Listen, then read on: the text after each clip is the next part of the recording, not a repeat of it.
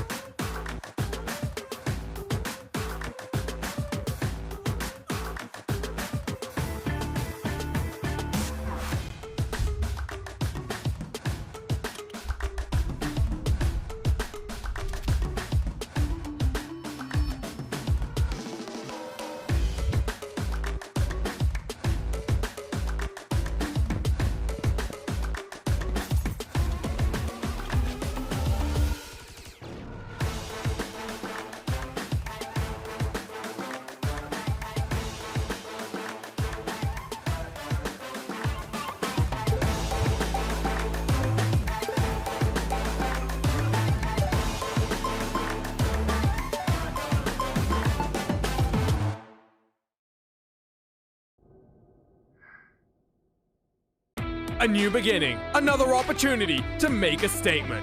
Lionheart celebrates its roots with the car that started it all. 18 races to determine who is the best in the most exciting form of auto racing on the planet. 200-mile-per-hour Indy cars inches from disaster or glory. There can only be one Lionheart Speedway Series champion whose name will be etched into the Lionheart history books. The Lionheart Speedway Series presented by Moser Racing starts now.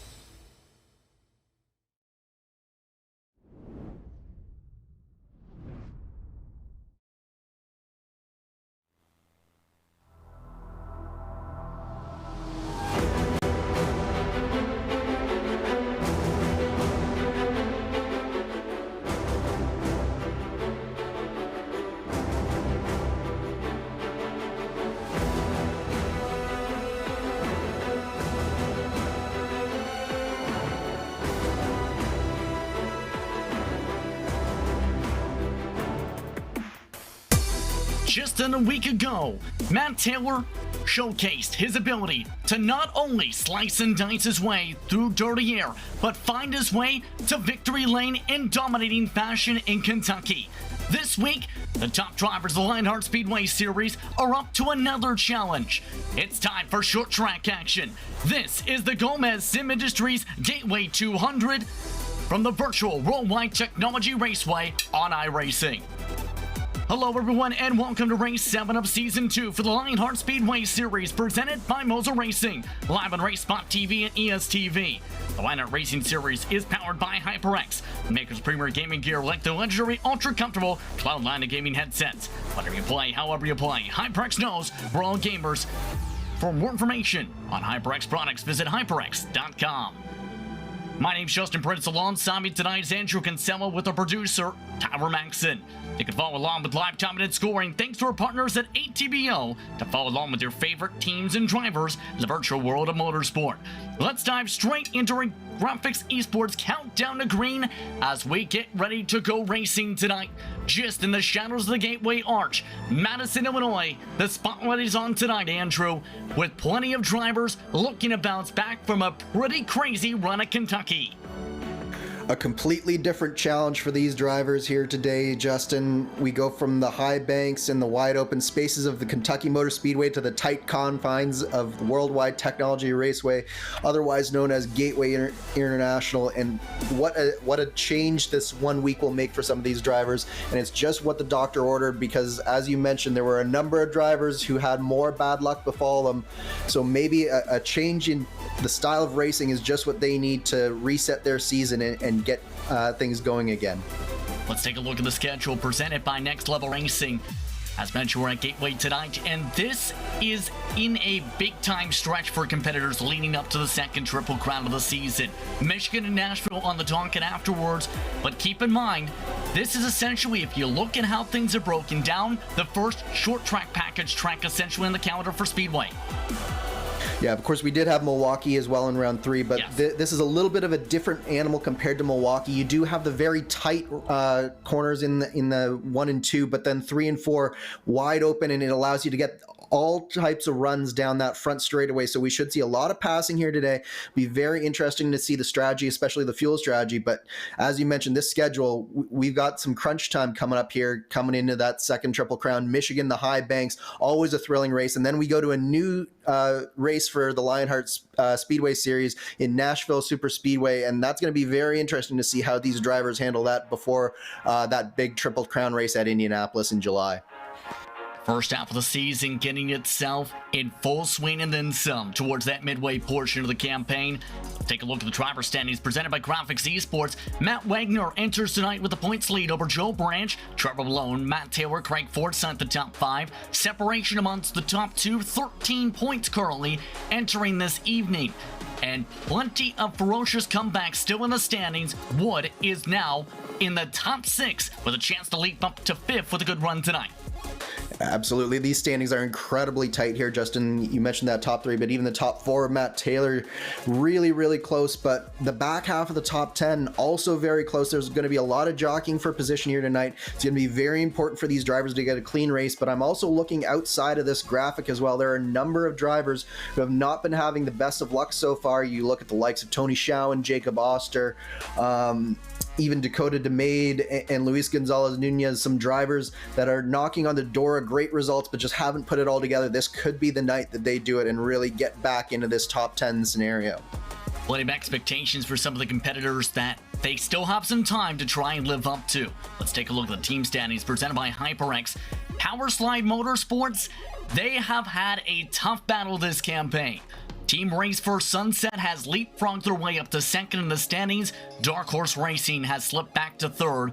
Then Synergy Motorsports Black and Synergy Motorsports top 5 in the standings. Still the major talking point, factory backed all the way back in 8th. But Powerslide is still feeling the pressure from Raceverse after the performances at Kentucky. Yeah, we haven't really seen a team that has been able to separate themselves from the pack so far, Justin. We have Powerslide, obviously, with Joe Branch with the consistent results, but you look at 4D Sim Racing down in 6th place, but they've had some really good results on the back of Craig Forsyth. They're a team that I'm looking at that could be able to break through here. Synergy Motorsports is another team that has traditionally done okay, but they're really looking up this year with some of their drivers in that top, the back half of that top 10 with Andrew Wood, Ron Hacker, Mike Rigney. There are some very intriguing names, and as I said, no one has separated themselves from the pack in this team standing. There's still everything to play for. That can even be said when regards to the rookie standings presented by Buttkicker, because while Wood's continuing his charge up with his experience on the platform in general, Samuel Ryman, we talked about his ability to be in the top 10 late and finish there. He had one of his more rougher runs, so to speak, at the very end at Kentucky. He's currently still in the hunt, though, for the rookie standings. Shane Coogan is amongst those charging up along with Dakota DeMade from just outside the top 10. I think what we're seeing here, Justin, is that this is truly a rookie class, and there have been a lot of rookie mistakes throughout that top 10. Of course, there was that big mistake from Andrew Wood that cost him several championship points at Texas. But you look at Gavin Sanders, he had that late race incident at Kentucky. Jacob Oster has been involved in a number of incidents. There's a number of drivers here who have shown a lot of speed, but they haven't really been able to put together that consistent form of results, and that's sort of typical of a rookie class, which we didn't really see last year, but this year much more that typical rookie mistakes, and it'll be interesting to see which one of these rookies will be able to sort those mistakes out the fastest here. Last time these drivers hit the racetrack at Kentucky in particular, Wood was the highest of the rookie drivers. Let's take a look at the series details presented by GSI, where Season 2 continues to rumble forward. Lexus Newsom, of course, the defending series champion, showing good strides in the IndyCar division this campaign. But these competitors in these custom-fixed setups, they have a lot of work ahead of them for tonight. Talk us through what we should be expecting for the Dallara DW12 setup you built for this evening. Yeah, so as we mentioned a little bit off the top, it's definitely the type of course where you need it to be working on both ends of the track, and the cars do work fairly well at both ends, but it's all going to be down to the drivers here. This is very much a driver's track, particularly in turns 1 and 2, and these drivers are going to have to focus on figuring out a way to get a good exit off of turn 2, because from turn 2 all the way down, back, all the way around and across the start finish line, you're able to get a tremendous run. These cars do have that big rear wing on that the DW12 used to have on the short tracks, and it allows them to produce a lot of downforce. You're flat through 3 and 4, and you have to try and find a way to get the run on the car in front of you and close that move before you get into turns 1 and 2 again. And you see with the event details presented by Moza Racing in particular, with the 5th trip to the Shadow of the Gateway Arch for the DW12 chassis in the series and its history, the winner has always come from inside the top 10. Qualifying also going to be very prevalent and pivotal if you want to contend here tonight. You mentioned those passes. 15 is the benchmark, all the way back from Season 2 in LIS history. Last year, it was Robert Malechka who took the checker flag here at Worldwide Technology Raceway in this series. Plenty to discuss as these drivers finish up their warm-ups to be able to get themselves ready for qualifying. Luis Gonzalez Nunez quickest in the session, but just barely 5/1000 of a second behind him from his 25.382. Tony Schowen, Mike Rigney, Matt Taylor, and Gabe Wood, the top 5 in practice. Majority of the pack running on average in the 25 4s to 5s. That speed expected to be quick, but keep in mind, different cue set to compare to the race. Lots can happen in qualifying as we've seen this season.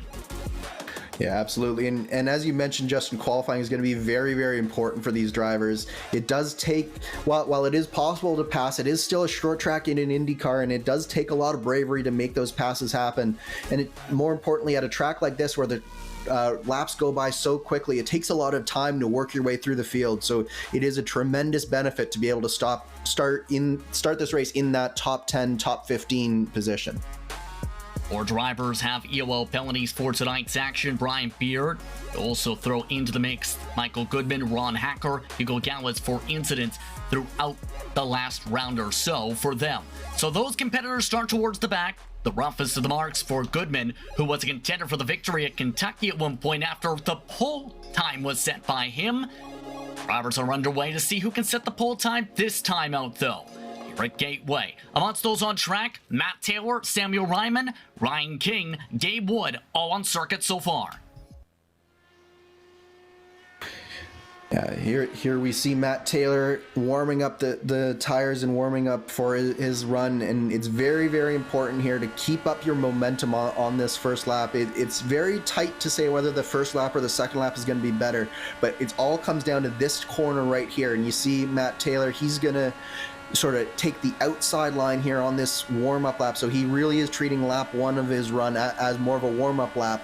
And I think you'll see him go faster on lap 2, but you can see just how important the momentum is, how important it is for him to stay nice and high. And now he comes to the lap that really counts here. This is going to be where the money is made, and he's going to try and get down as far as he can into the corner here, and he's going to get as close as he can, keeping a nice line through there. You saw just a little breath of the throttle. He didn't get fully on the brakes, but he did have to lift through turns 1 and 2. But here you have to get right tight to that line, and you have to be so careful not to hit that curbing there, because it will throw the car off. But Matt Taylor does a great job keeping it nice and close. 25.344. That is an incredibly quick time there, Justin. That puts him at the top of the board for the time being by a good 1/10 of a second. Plenty of others still zipping around the racetrack, including Shawan, Coogan, Jenkins, with Joe Branch. Brigney is also amongst those zipping around the circuit. Here's a look at Big Joe Hasser trying to zip his way around the track as well. And the major thing for some of these competitors too, very cool track conditions for them to race on tonight. The track temperature, it's continuing to decline in fact through qualifying. Plenty of grip with a 75 degrees track temperature today. Big Joe Hasser gets up to third with that grip. Yeah, and that track temperature will be important as the night goes on. We do expect it to keep falling just a little bit more and a little bit more as this night wears on here, as we transition out of the late afternoon and into the evening. But it is very important. These cars are on the older tire model, and they're very temperature sensitive in terms of tires. So the more that goes down, as you mentioned, the more grip they get, and the more fun that these drivers will have out there, because they'll just be able to follow that much closer throughout the course of this race, and really be able to execute passes just that little bit easier. Taylor still at the top of the board, showing up to second. Gabe Wood, with one of his best qualifying runs of the season, still inside the top 3. That's still with drivers like Andrew Wood yet to put up a time. Jenkins also looking to bump up a little bit possibly. Curling 9th after lap 1. Lap 2 was slower. 25.5 for Paul Jenkins. Yeah, and that's the danger of committing too hard on lap 1, Justin, is if you go a little bit too hard, then your tires just give up on lap 2, and you don't set yourself up for the optimal line through turns 1 and 2. And this really is where we're riding on board with Craig Forsyth here. Turns 1 and 2 is really where a lap is made or broken, because it's not just hundredths of a second, but tenths of a second you can gain, just because you do have to time getting out of the throttle just perfectly in order to execute turns 1 and 2 on the limit.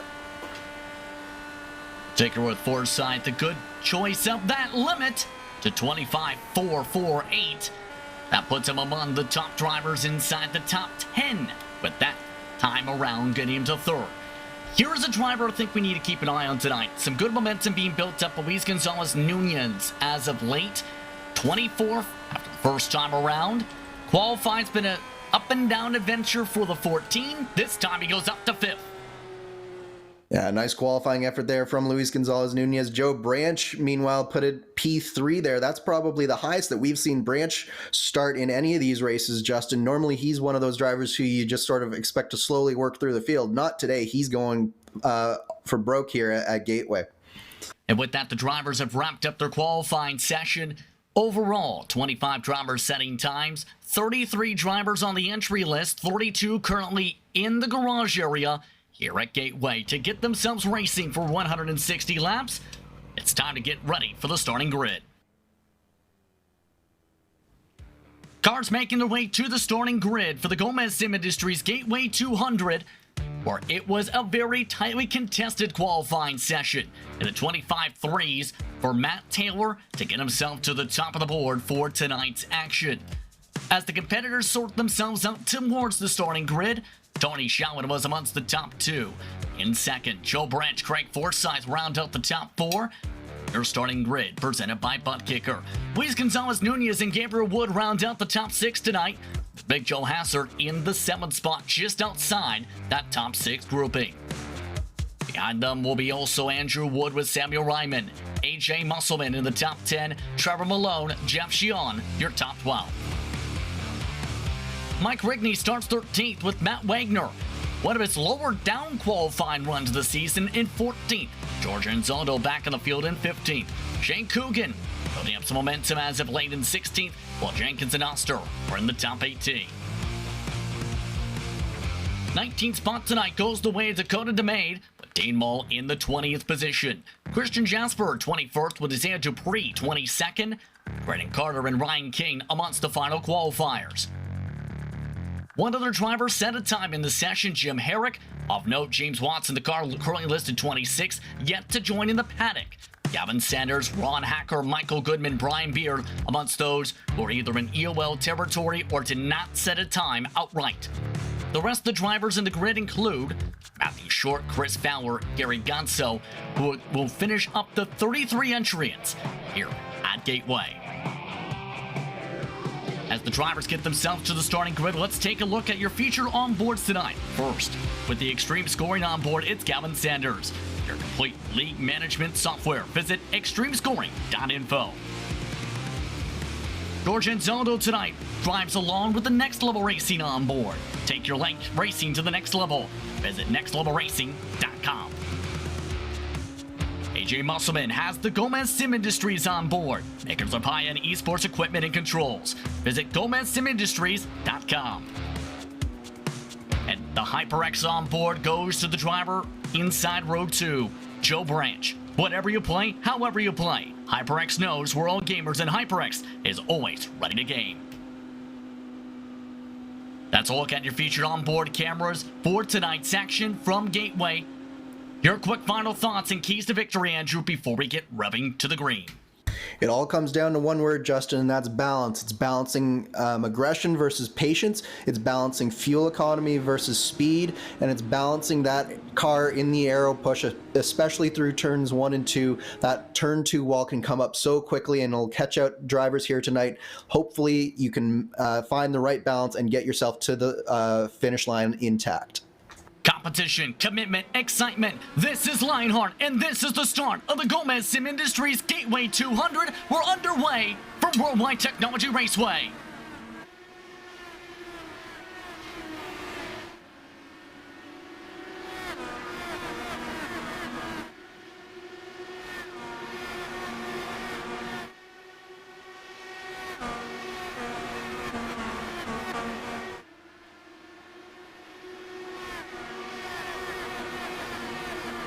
A clean launch from Matt Taylor, off and away to lead the race by a few straightaways.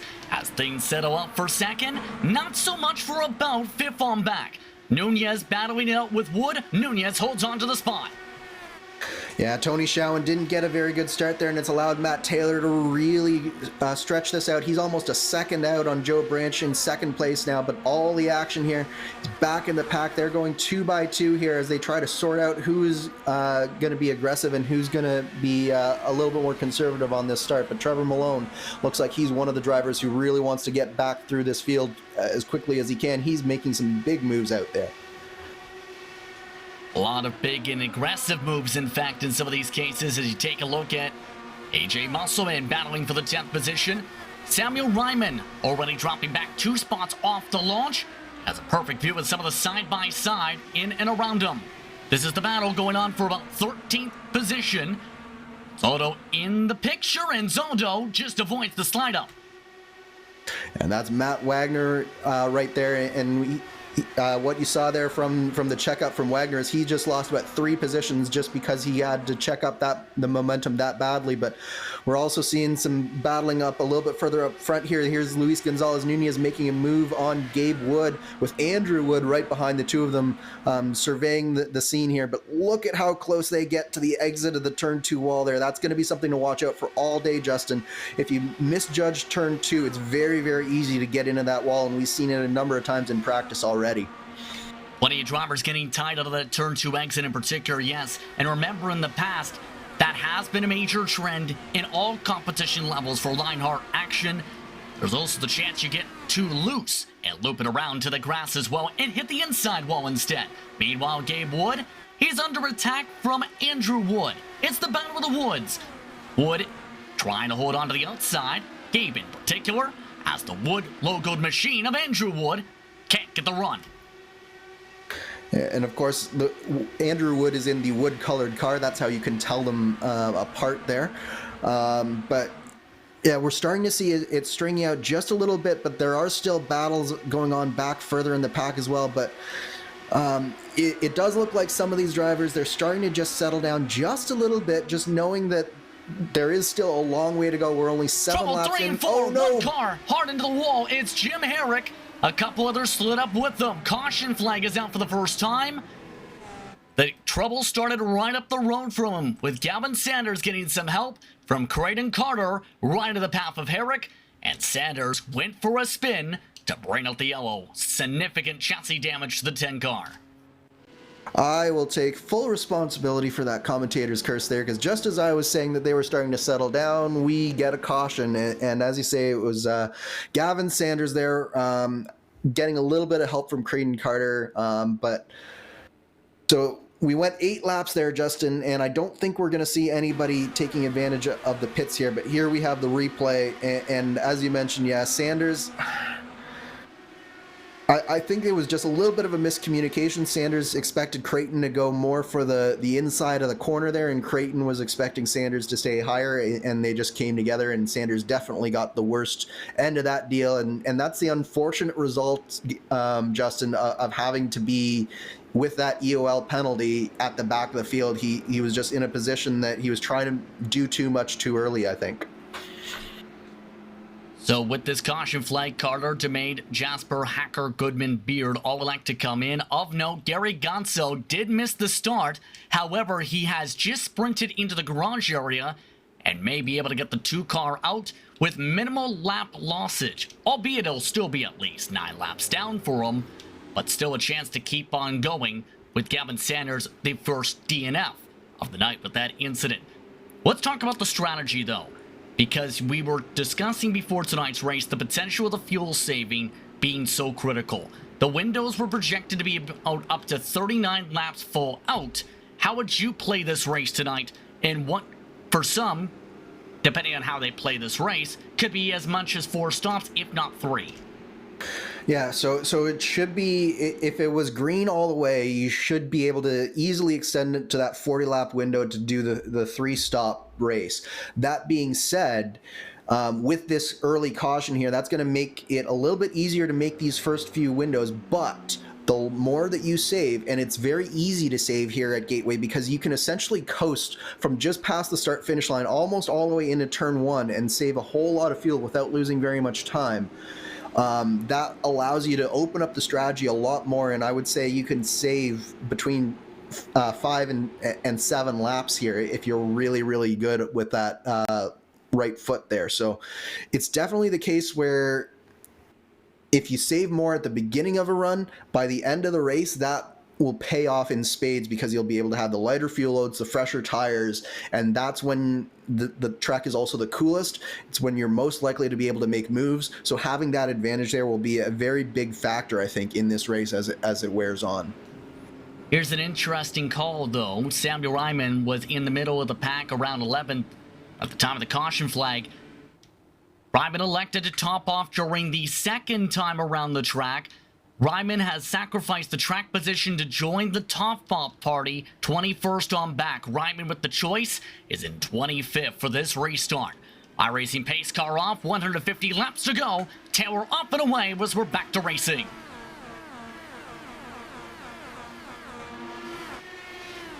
And already things getting a bit spread out at the head of the field. Joe Branch with a better launch this time, however, looking to keep the draft of Taylor.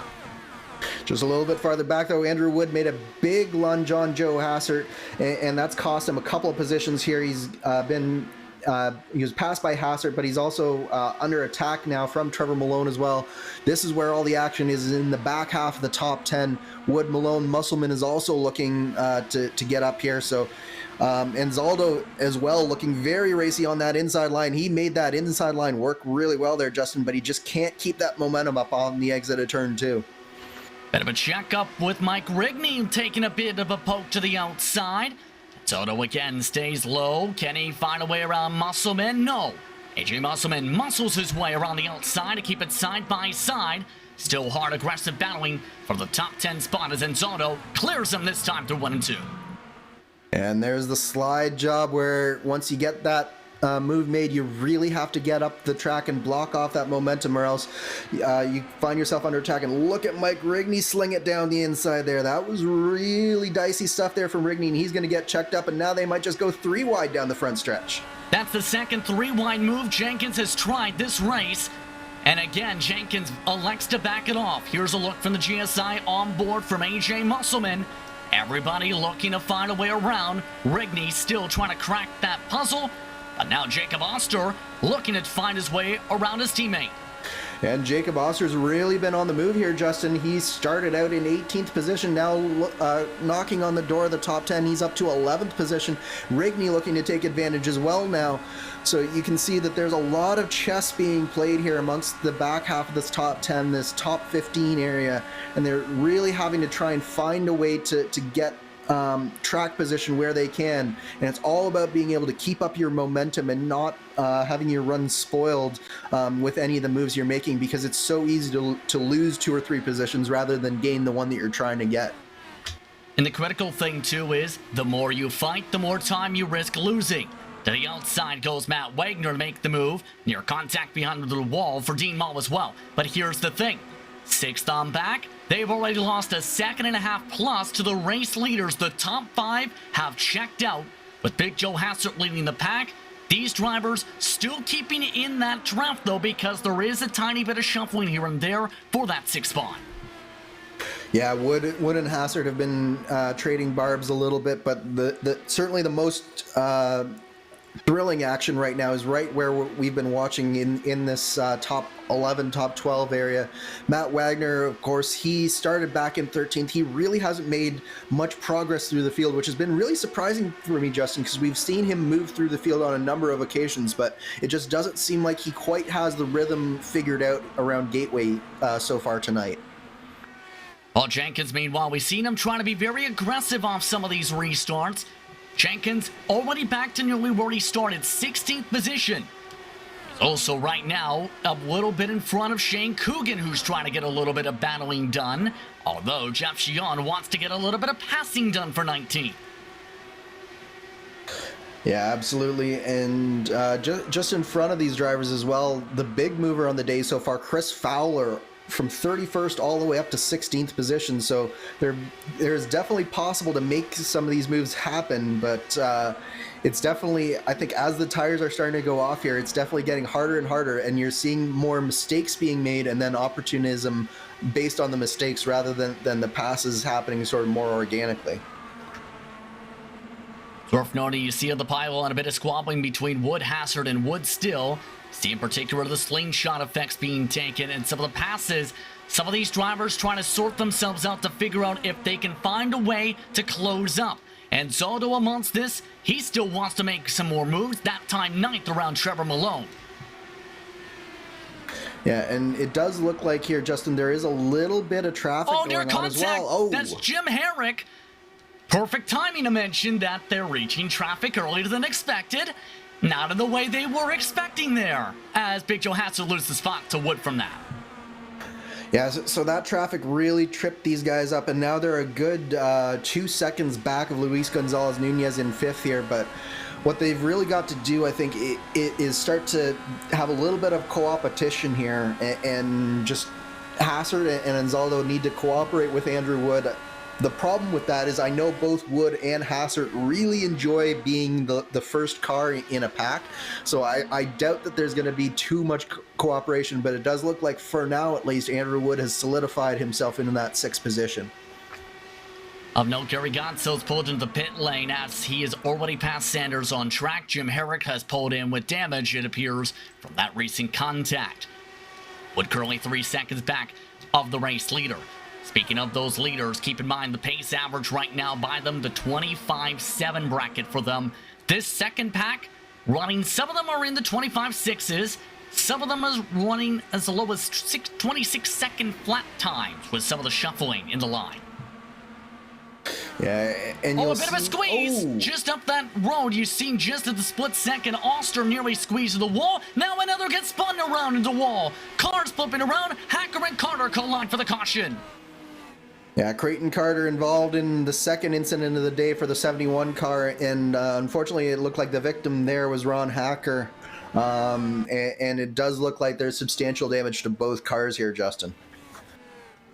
Aero wash at this track is pretty significant in turn 2. Jeff Sion might be the perfect example of that, because that's where I think that checkup Andrew came in And that might have been the spark plug for the rest of the trouble we just seen.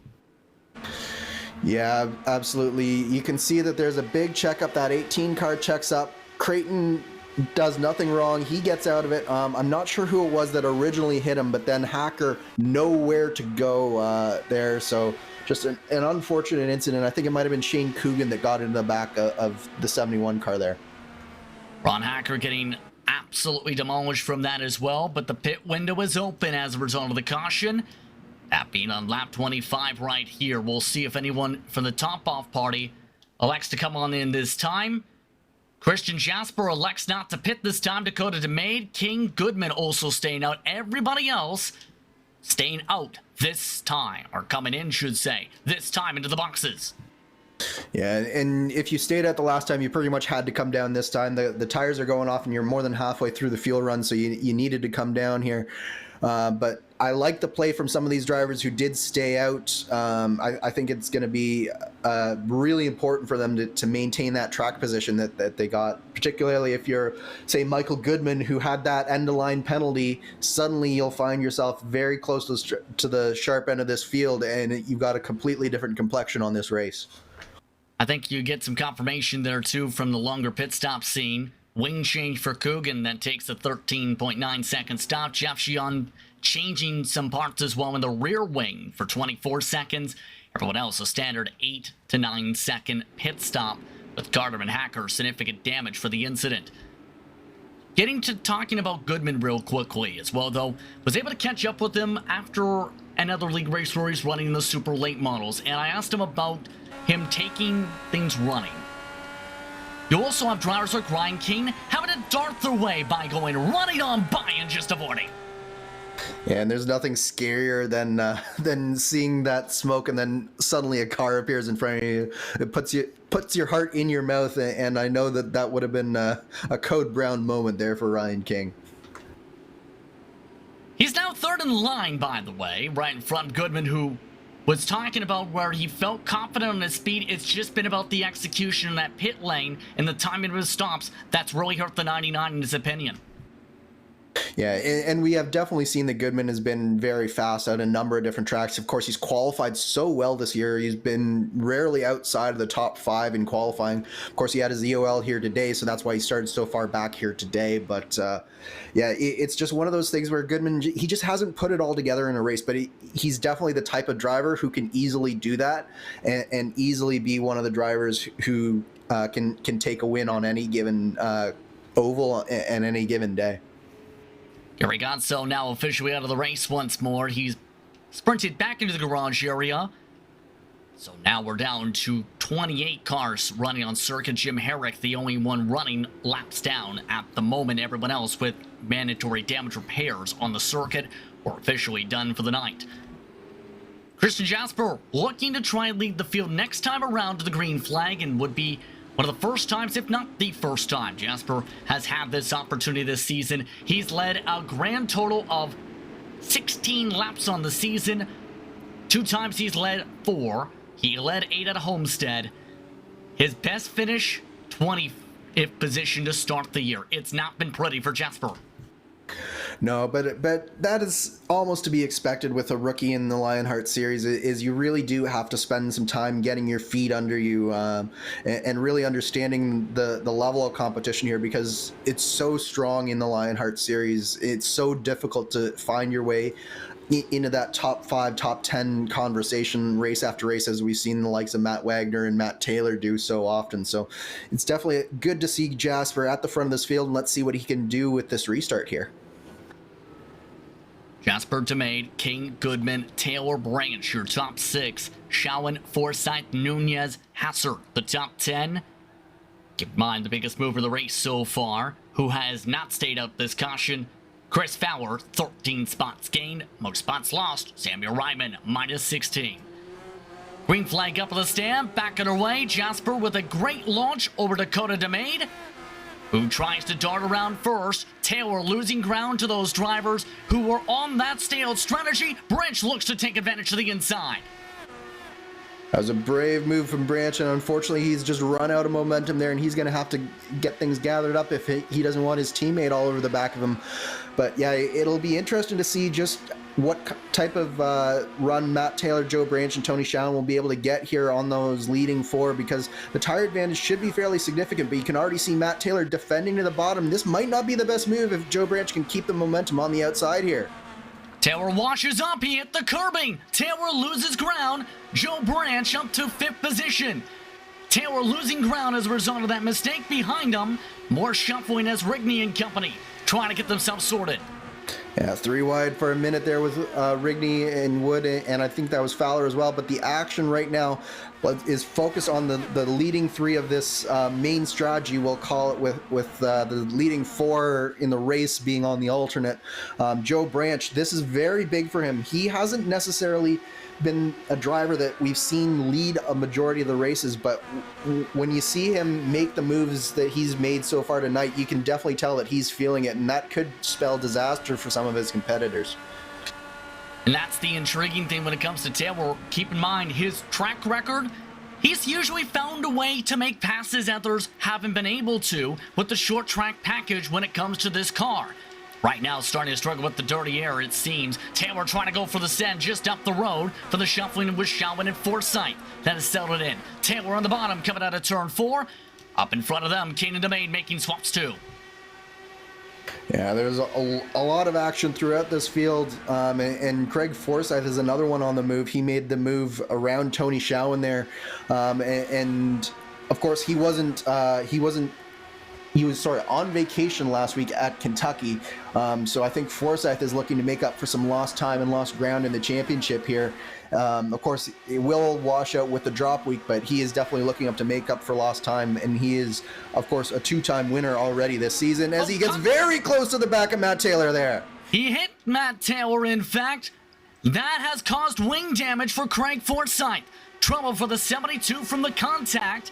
Let's see if Forsyth can hold on here. Yeah, and we'll have to see whether the iracing gods have that magical repair or whether it is true damage here. But for now, it looks like Craig Forsyth is able to keep up, so that's a positive sign for him. But if there is damage, that as the run goes on and the front tires go off on this set, it's going to be increasingly difficult for Forsyth to keep that car under him and keep up the pace that he needs here. Meanwhile, Joe Branch and Matt Taylor continue to swap around at the head of this grouping. They are almost breaking away and then some from Wood and company again. Here's the HyperX on board from Branch. Branch elect to use the lower line, too low as he hits the curbing. Forsyth, even with the wing damage, looking to make a pass. Yeah, it's really close stuff here. Forsyth's got the position coming into turns 3 and 4, and it's really easy to try and make that move, but then you see exactly what happens there is Forsyth just isn't able to keep up that momentum on the inside there. Meanwhile, Luis Gonzalez Nunez also looking to the inside of Tony Shallen there, so we've got some battles here in this top 5. Bit of a bobble for Shallen coming out of the corner as well. You see behind them Wood losing lots of ground. Nunez, he's continued to indicate he wants to go in the Sim Race 24/7 car. Down to the bottom with a good run coming off of 4, but the draft in the favor of Shallen still. And just a little bit further back, we had a little bit of contact there, not only with George Anzaldo and Gabe Wood, but also George Anzaldo and Chris Fowler. So there's some really tight action here back in the field, and these guys are not giving each other very much space here, Justin. Now we'll remember, amongst those who started towards the back of the pack tonight, already up 16 positions. Looking to find a way around Gabe Wood. Picks up the draft, now goes for the send. Wood gives it to him. Wood all the way up to the outside wall, loses 2 or 3 spots. Yeah, that was a nice opportunistic move there from George Anzaldo. I think Gabe Wood, he just got in a little too deep there, didn't realize quite how little grip he would have, and it didn't help that Matt Wagner took that high line and took away some of the aero from him. But now you're seeing Dakota DeMade a pass for the lead here. So Christian Jasper back to P2, but some of these fresher tires from Matt Taylor, he's made it all the way back up to the back of Michael Goodman here, and I think this is where you're going to start to see that tire advantage really start to come into play here. Lap traffic moves its way to the pit lane this time around. Aggression levels picking on up with Joe Branch and Matt Taylor again side by side. Of note, Joe Hassert, technical issues out of the race in the 11 car. That brings us to 27 cars running. Taylor gets clear nearly to the outside wall. Caution flag is up in turns 1 and 2. AJ Musselman slow. And we're under yellow again. Yeah, that was a big impact there for AJ Musselman. And it's sort of that same thing that we saw from the last caution. There was a little bit of air there, and it looks like Brian Beard, I think, also got collected in that, unfortunately. Nowhere for Brian Beard to go there. But yeah, it was one of those scenarios where I just think that it's been developing for a few laps in a number of different areas where these drivers aren't giving each other very much space here. But Justin, we are definitely in the fuel window here as we ride on board with Brian Beard. You can see the contact happens a little bit farther up. He guesses wrong, goes high, and once you're there, you just can't change direction that quickly in the middle of a corner. And unfortunately, day done for Brian Beard. Several drivers collected, including Beard, Musselman, and now Hassard in the same sequence. Lap prior, out with technical problems. But as you mentioned, majority of those who elected to stay out the last caution, in fact, all of them coming in. Not everybody who hit that previous caution, though, staying out either. Branch, Shawan, Andrew Wood, Jacob Oster, several others elect to come in. Also staying out this time, Taylor, Forsyth, Nunez, Fowler, Anzaldo, Rickney, Mole, and Jenkins. Race off the pit lane, King side by side with Jasper.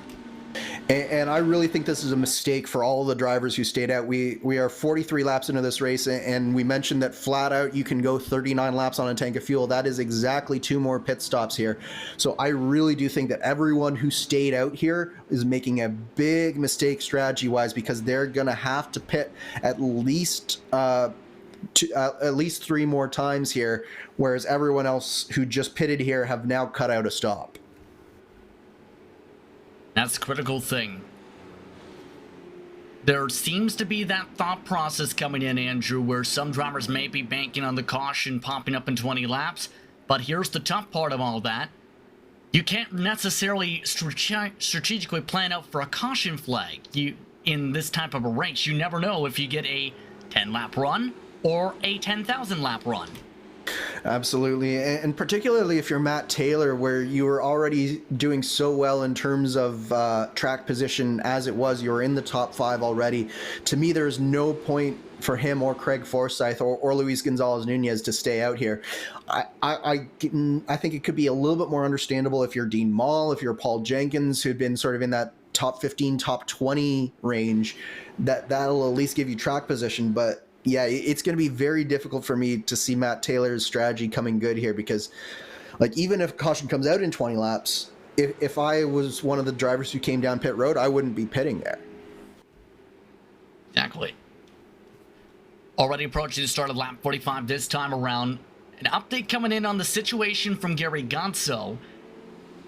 There are several drivers in this series who run with VR headsets, and of course it's been very much noted some of the troubles for some, in particular Brian Carey in the IndyCar series. Gary Gonzo is in the VR headset club. He's having the technical issues as well this evening. Hence why we've seen him go around for only a few laps past one car, end his night due to said technical issues. Confirmation came in a few moments ago, hence the issues for the 2, and hence why he missed the start of this race. Unfortunate for Gary Gonzo, who was fairly quick in practice. Yeah, that's why I'm ride or die on my Oculus CV1. I have not upgraded because of some of the other headsets seem to have more trouble with the iRacing and just the compatibility there. As you mentioned, my teammate Brian Carey being one of them. So fortunately, my CV1 seems to be treating me okay for the most part, but it is definitely a danger of VR, because while you get so much more immersion from VR, if it goes out, you're in a whole lot of trouble. Absolutely. You never know if you're in the middle of a corner. You don't know if you're down the straightaway. It's especially dangerous if you're side by side and it happens. Anytime it happens, hold on to your seatbelts.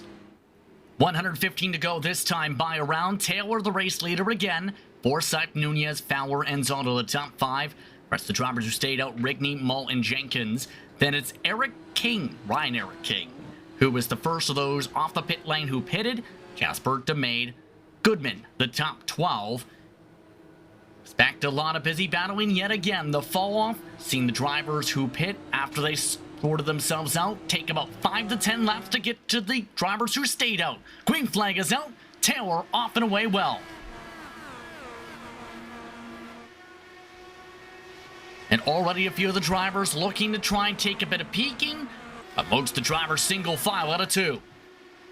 Yeah, things a little bit more spread out here on this restart, Justin, but I don't expect that to last for long, particularly with some of the drivers a little bit further back with those fresher tires.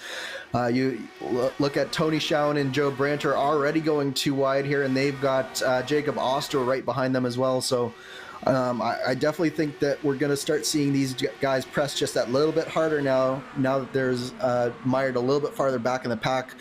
Branch, of course, normally up in that top 5 so far today. He's down in 13th, the first of those cars on those newer tires with that old strategy.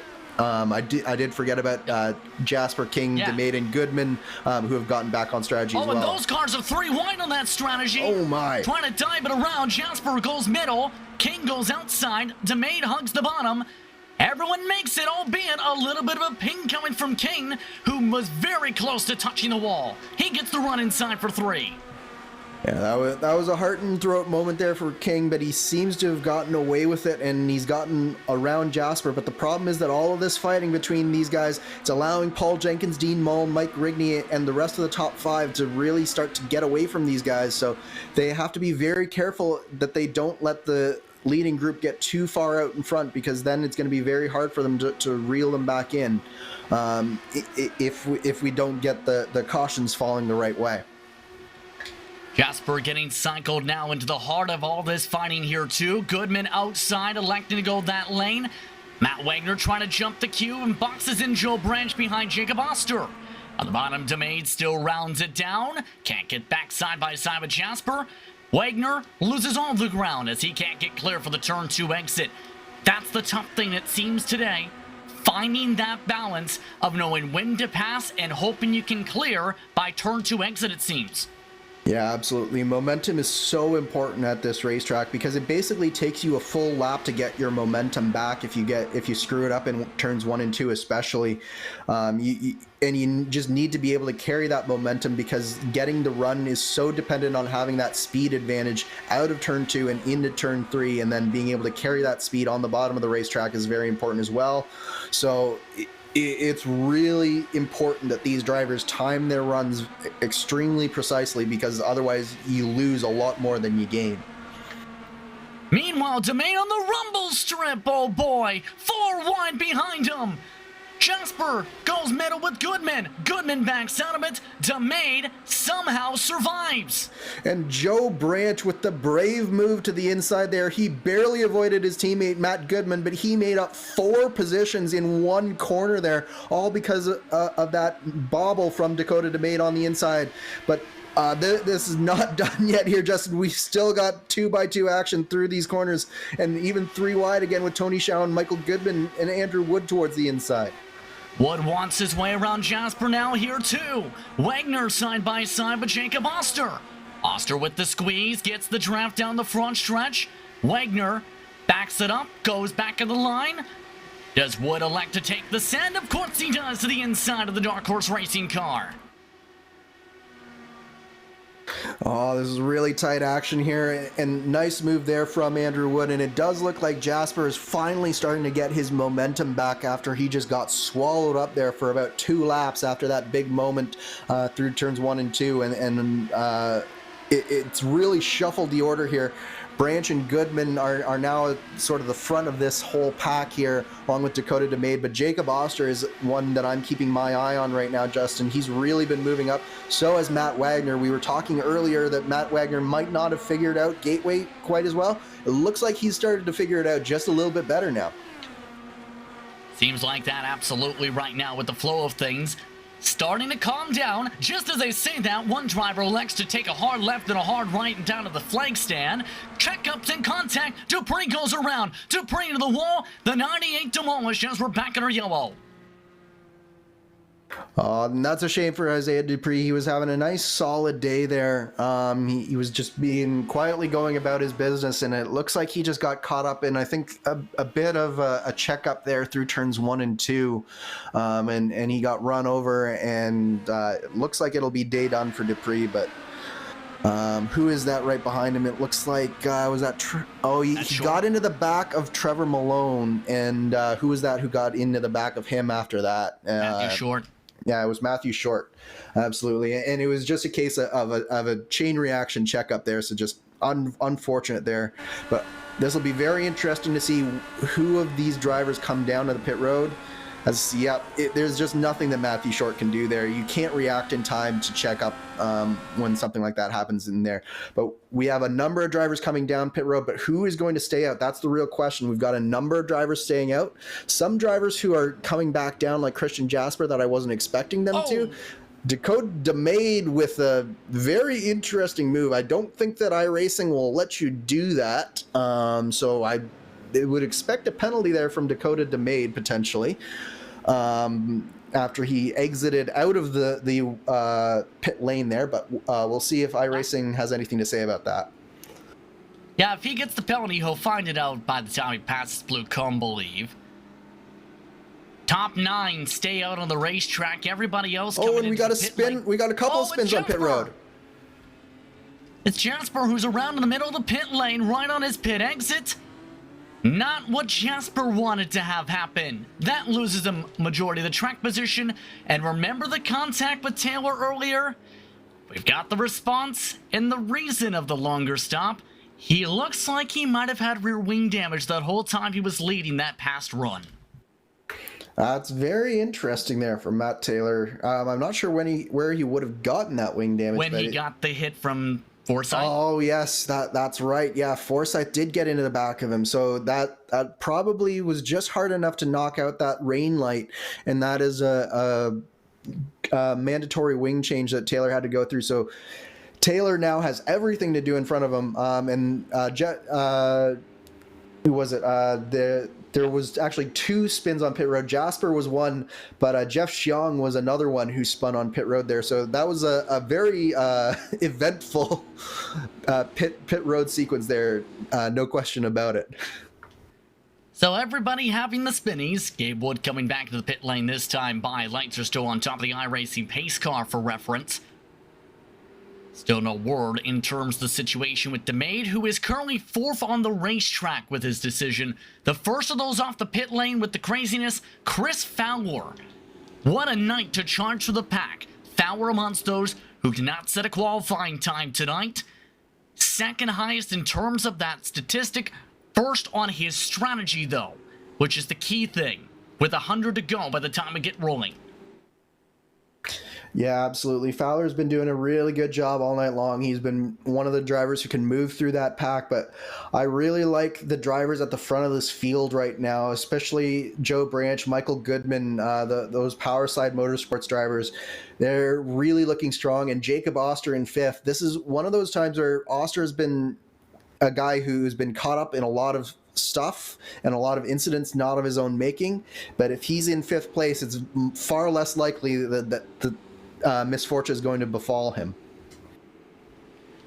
It's expected to go off the iRacing pace car this time around to signify the 100 lap to go mark. As we get back rolling, yes indeed we do. Of note, Ryman elects to go to the back again. And Ryman had gained a little bit of the track position he had lost from his initial call to top off earlier this race. He'll have to do it again at the tail end of the lead lap with Gabe Wood. Jim Herrick also coming back in for some additional work.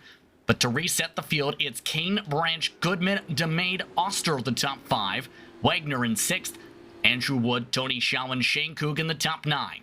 Then everybody else pit from that point forward. Fowler, Nunez, Rigney, Mall, Jenkins, and Zoldo. The top 15 on the circuit.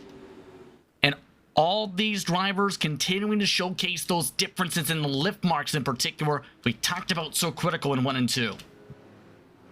And I'm very interested to see how the rookie Ryan Eric King handles this restart. This is the first time that he's going to lead the Lionheart Speedway Series to a green flag here. So we'll see what the rookie is made of if he can keep the likes of Branch and Goodman behind him. Out of his starts in the series so far, 4 of them have been DNFs. He finished 23rd in Texas earlier this season. Off and away he goes. King, nice and clean. Behind him in the draft, Joe Branch looks to set it up.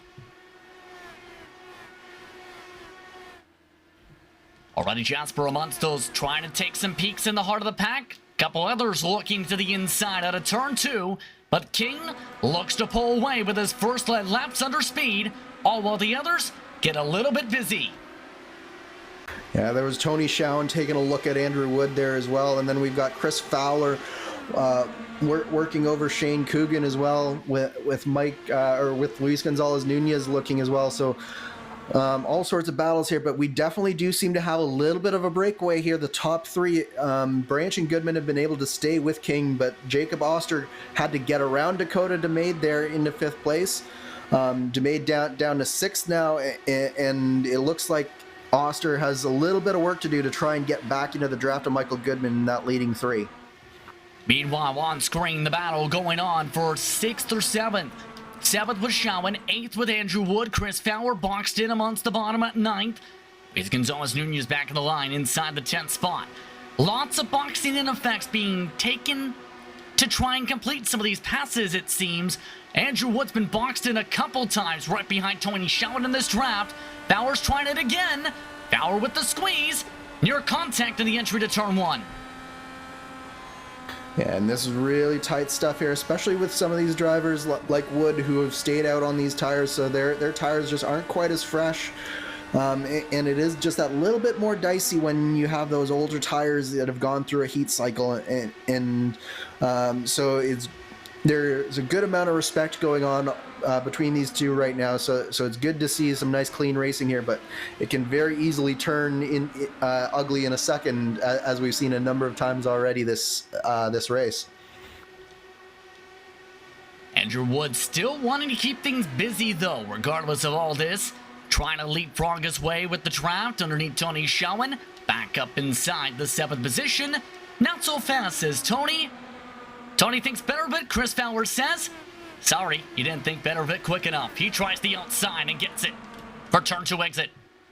And now Fowler's got that outside line, and it's going to shuffle Tony Schowen back 1 position. And I really think that Tony needs to be a little bit more patient here and really be more cognizant of the momentum shifts, because he's been caught out a few times now, and it's just not allowed him to be as proactive here. But right now, Justin, though, we've got a battle for the lead. Branch and King going at it. Branch has taken the lead coming out of turn 2. Branch looking to hold on in front of the Hornets Nest and company. King going to the higher line, looks to use the diamond off 4. This is full throttled in this part of the racetrack, coming off the banking at 9 degrees. King doesn't go for the send though. He elects to stay in 2nd.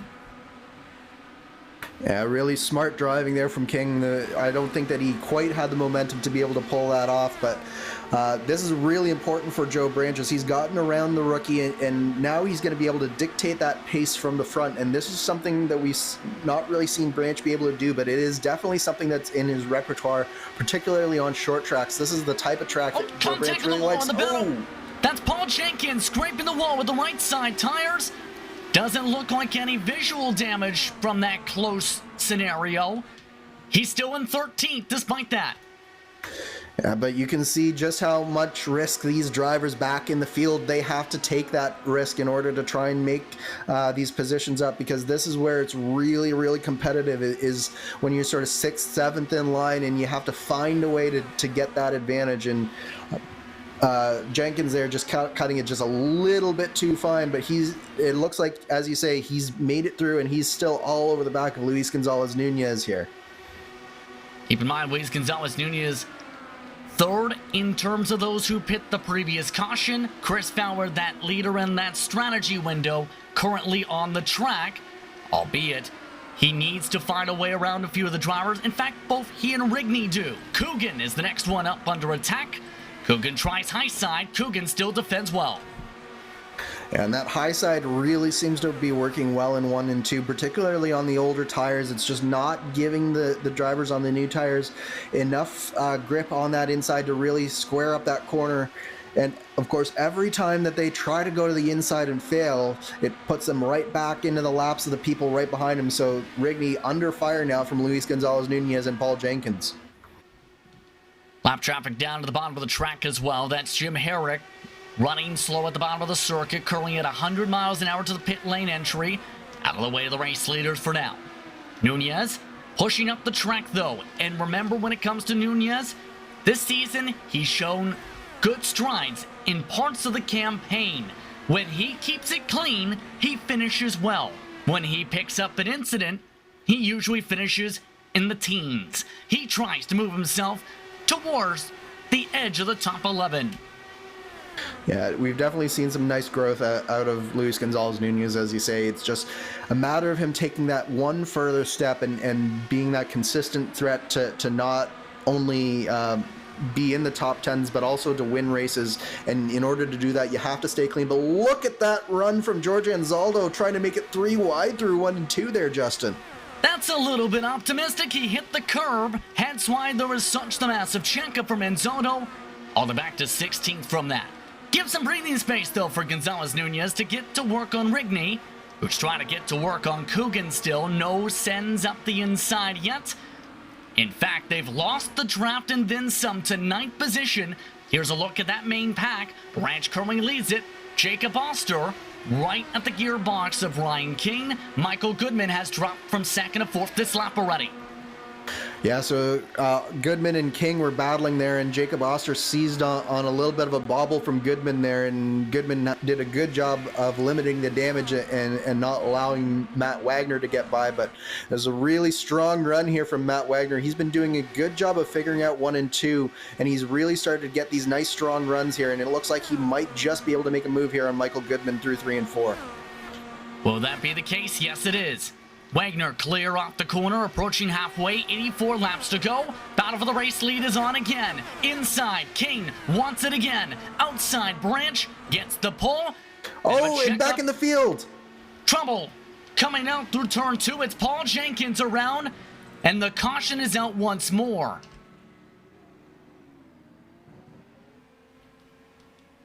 And things got crazy with Luis Gonzalez Nunez and Dean Moe, it seems. The Transcendent Designs sponsored machine hard on the wall again.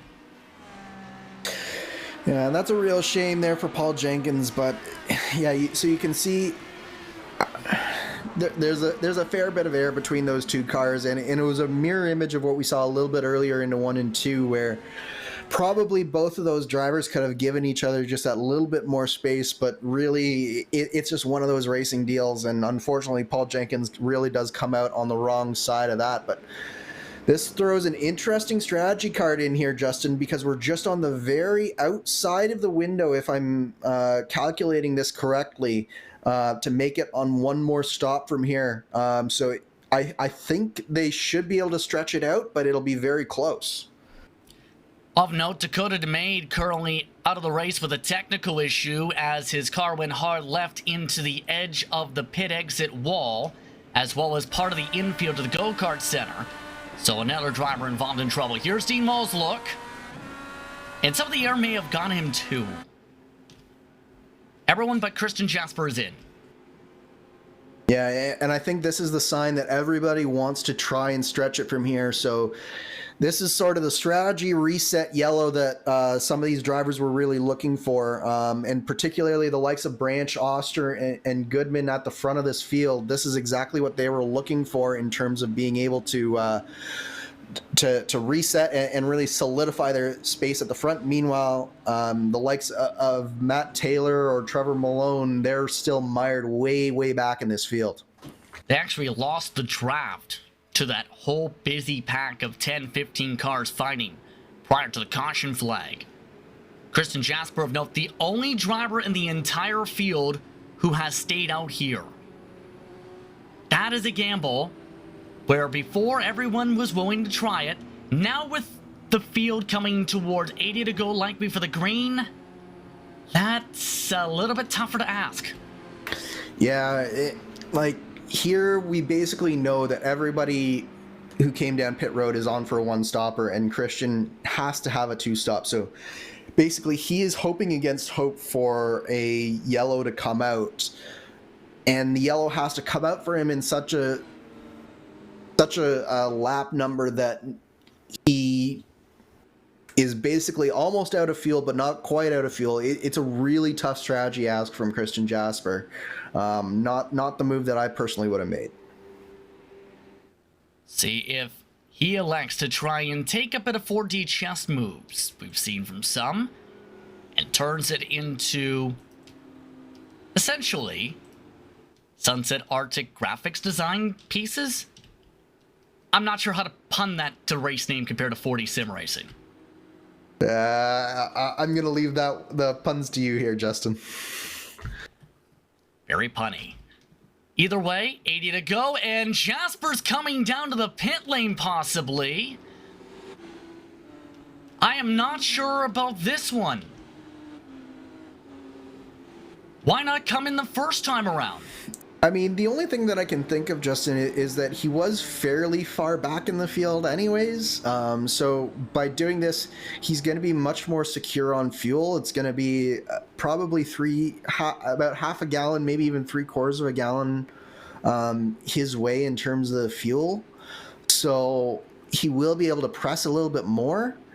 But yeah, I would have just come down, but we do have a couple of other drivers topping off in the back as well.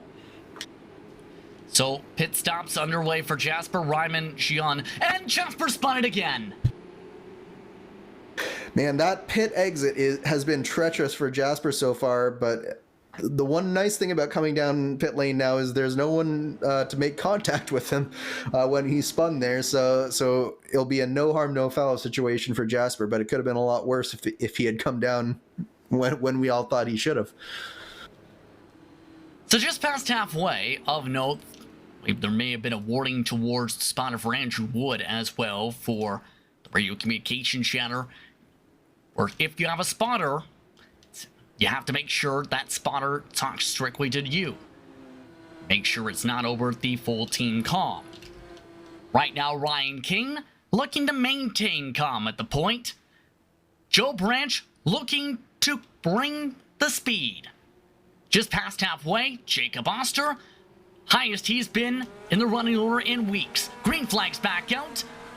Few drivers already going to the middle of the track, coming out of turn 4 to settle things up with the lap cars.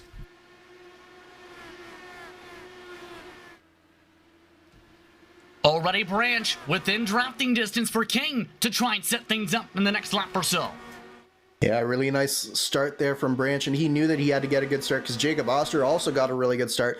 And then look at that 4th place car, the number 3 of Matt Wagner. We talked about him at the beginning of the race. Maybe he hadn't got the racetrack figured out. I'd say by lap 83, we can safely say he's got it figured out. He's up into 4th position with Goodman down in 5th, followed by Wood. So really good adaptations there from Matt Wagner to find the speed in order to get into this top 5. Oster to the inside for second. Not able to get the run yet on Branch. Despite being a rookie, Oster had so many expectations and he puts himself in the wall. Yeah, he was just trying to make a hole there, and I think he got a little bit too aggressive there. I'm not sure if he got any damage there, though. He might have just been able to get away with it, but it probably was definitely a heart and mouth moment for Matt Wagner as well, as he saw that number 9 car coming up the track towards him there. So it was an aggressive move from Oster, and I think he's got away with it, though. Joe Branch still being a bit patient in terms of his fight for the time being. Speaking of fighting, Nunez looking to fight it out with Coogan and company. 9th on back, Nunez inside, Coogan outside along with Mike Rigney. Rigney, though, has that preferred line for the exit.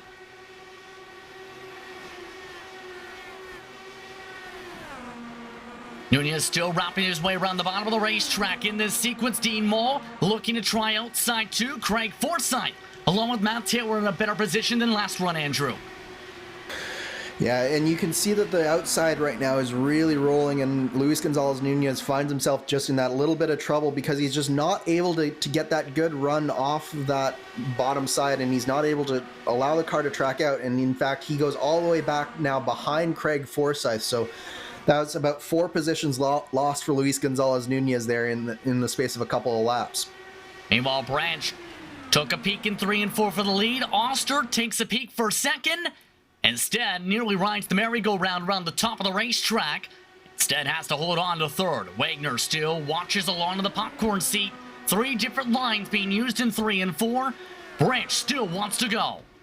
But how impressive, Justin, is that rookie Ryan-Eric King in the lead right now? He is running the exact right line to sort of foil both Joe Branch and Jacob Oster right now, and he's not letting either of them get a particularly good run, although that being said, Branch might just be able to have this run here into turn 3, but it's been very impressive showing from Ryan-Eric King so far. Branch might be able to get it. Here he does. Oster with a good run, but the caution is out again. It's 7th spot. Who brings it out? It's Chris Fowler again in trouble. Caution is out, and Fowler has continued to have bad luck strike in good runs. This time, Tony Schowen bounces off him. Yeah, and unfortunately, Tony just pushes up there, and really there was nothing that Fowler could do. That was a mistake from the 31 car of Tony Schowen, no doubt about it. Just pushes up off that bottom line. I think he probably got a little bit of more aero wash than he was expecting, but it's one of those things where the car that makes the mistake at this track, it's very rarely the car that actually suffers the consequences. So just another day where Chris Fowler just cannot seem to buy any luck. With that, 20 cars still running on the lead lap from iRacing's virtual worldwide technology raceway. More coverage of the Gomez Sim Industries Gateway 200 coming up right around the corner. You're watching RaceSpot TV and ESTV for coverage of the Lionheart Speedway Series presented by Moza Racing.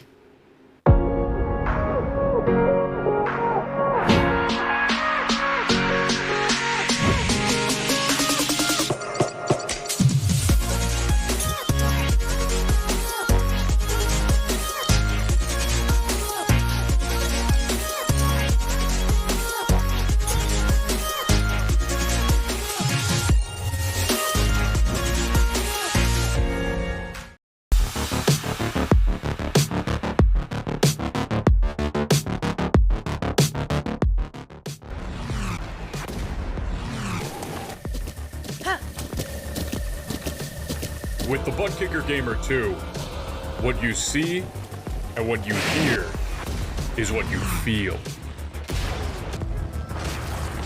Buttkicker, the future is feeling.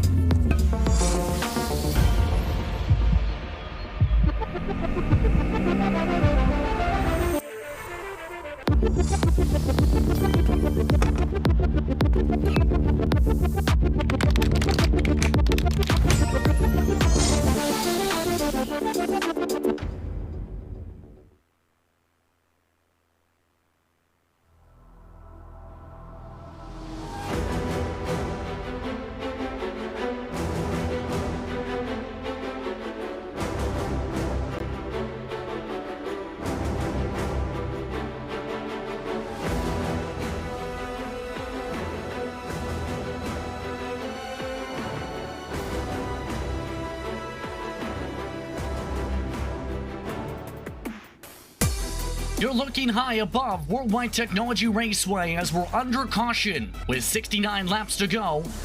Tonight's action for the Gomez Sim Industries Gateway 200 here on RaceSpot and ESTV. Justin Prince, Andrew Kinsella with you with Tyler Maxson in the producer's seat tonight. Well, right now, it is Joe Branch, Ryan Eric King, Jacob Oster, the top three. The attrition, it's been very high tonight. 20 lead lap cars remaining, 22 in total still running.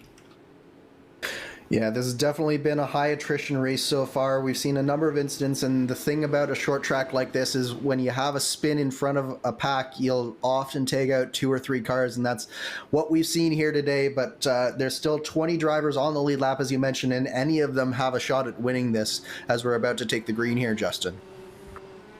Everybody stay out the previous caution flag except for Matt Taylor and Samuel Ryman. Those two at the back elected to top off. But it's Branch back in control of the pack. He started inside the top 3. He's led 18 of the 91 complete so far. He goes to the middle of the track for the restart. Back underway. King able to time it up well. Jacob Austin even better looking to try. And here's some Austin Powers moves for second no. Yeah, Oster all over the back of Ryan Eric King here, and that was a little bit of a veteran wily move there from Joe Branch. Knowing that you have a rookie in this series here, he gets a little bit tricky on that restart, and I think it's just given him just enough breathing space to sort of settle into a rhythm here, but Ryan Eric King not letting that leader get away from him. Up around the middle of the track, King tries to still set things up regardless. Matt Wagner keeping up with Oster. Goodman losing a bit of ground off the jump for 5th position. Big blocking between all the 2 team logoed cars up in front, the similar scheme should say. Branch did not want to let King go inside. Oster goes outside and gets squeezed to the wall. Oh, that was really, really close. I think Oster was able to just keep it there, but King is still squeezing Oster, and Oster just bravely puts it around the outside there, Justin. Put Jacob Oster in a second place with that power move around the outside there. Lots of fire being played with here, to say the very least. Ryan Eric King drops back to 3rd. Continues to stay busy up at the front, to say the very least, though, but Jacob Oster, one goal has to be in the mind of that number 9 machine. Make the pass. Coogan, he's trying to make one still for the battle for 8th. Nunez with the bobble behind him. Man, I am on the edge of my seat here, Justin, because all of these drivers are pushing extremely hard right now. We're approaching that 60 lap to go window as we see a battle for the lead of the race. Jacob Oster looking to the outside of Joe Branch here. And Oster's really made that high line work. Oh, big incident with Craig Forsyth. He grinds on top of the wall. Caution flag is back out. Just as Oster was trying to make the pass on Branch, he might have gone in the scoring loop. We'll have to see if Branch got it. Boy, Branch did. Apologies over the radio because of this. And it's the same point on the track that we've seen this happen a number of times here, Justin. I just wonder if there's a small blip in the prediction code, because that's about the 3rd incident we've seen where there's been, I think, more room than everybody, or less room than everybody seemed to think that there was. And I don't think that was anyone's fault. And again, we see an innocent victim in Craig Forsyth. His day is going to be done here. Joe Branch did get the scoring loop, by the way. No strategy difference up towards the front here. Here's the crazy thing about Oster and his season. He was just about to take the lead for what would have been the first time all season for a driver with a high amount of expectations. Knowing some of the experience on the platform, but also knowing how well he's showcased his speed at some of the tracks. Here's the biggest problem. Surviving the massive crashes in the strategies. Homestead, top 6. Was involved in a big one in 1 and 2. Texas finished 2nd after trouble happened with the restart. Milwaukee, fast, didn't finish. Pocono, fast, finished 25th. Atlanta, showed decent speed, 13th. Kentucky, got himself in the back of the pack to start from qualifying, involved in the trouble early. It's not been pretty for the factory back car. No, but time again, we see that once he gets into this top 5 position, he is just so good at making the moves that he needs to make to really close this out. And particularly now that the sun has started to set, the track temperatures coming down even further, this is the type of race that Jacob Oster really excels at. We're down to just 23 degrees Celsius here now, and I think it's going to be a really fascinating duel between Joe Branch and Jacob Oster, because Jacob Oster is clearly very hungry here, but Joe Branch, he's that patient sort of driver who will sort of take what the race is giving him for a large portion of the race, and then suddenly he's there at the end and making the move to win. So it's going to be very interesting to see whether Joe Branch and Jacob Oster go shot for shot here with 60 to go, or whether Joe Branch maybe gives him the spot and then comes back at him closer to the end of this race. For those keeping track of the trends at home, by the way, the average runs about 10 laps, our longest run about 15 laps tonight. 60 to go next time around the racetrack. Still outside that pit window. Here's the major thing. If we get to that mark where, say, we do pass 15 laps on a run, 3 drivers are in the driver's seat if there isn't a caution, so to speak, before 40 to go at this mark. Taylor, Ryman, Xion. All 3 drivers have topped off. Xion, remember, was amongst those in the attrition earlier. They're 17th, 18th, 19th for the restart. Yeah, absolutely. I would say basically all of these drivers who didn't top off, they're trying to make it as far into this run as they can. I would say they could even potentially go as long as lap 125 with all the caution that we've been having here. And then you look at Matt Taylor, Jeff Xiong, and Sam Ryman, they can go a substantial amount longer. But will their tires be as good at the end of that run? And will the likes of Joe Branch, Jacob Oster be able, or will they be able to keep them one lap down for long enough for it to matter? Or will we even get to see another round of green flag pit stops? Because we seem to not be able to string together a very long run here so far today, Justin. Christian Jasper may or may not have heard that thought of the 3 drivers to back and said, I want to join the party too. With the help of his spotter in Westshire today, he's gone to the pit lane and topped off as well, as the lights go on top of the iRacing pace car. Resetting your top 10 once more: Branch, Oster, King, Wagner, Goodman, Andrew Wood, Tony Schowen, Dean Mall, Shane Coogan, Mike Rigney. The top 10 for this restart. Biggest mover? Michael Goodman still, who is amongst the EOL, so it's even more than the 23 when you consider it, since he had grid slot 28. Yeah, absolutely. It's been a real turnaround race for Michael Goodman, and it's good to see him finally having some good luck here, because he's started up front in a number of races and it hasn't finished well for him. Hopefully he can bring it home today, but I think we're about to go green, and Jacob Oster is already looking hungry on this restart. Jacob Oster be able to time things up. He's one of the top for every pass. Branch is giving him the top to time it up. Branch says bye-bye from the middle. A huge launch for Branch. Already, Luis Gonzalez Nunez thinking of a poke? No. Oster half a second back already. Yeah, really nice restart there from Joe Branch. He saw Jacob Oster hesitate just a little bit, and he went right on that hesitation, and it was a really good restart. Meanwhile, I think the battle for third is heating up here. Matt Wagner really looking at the back of Ryan Eric King here, and I think we might have a move here into one from the 3 car.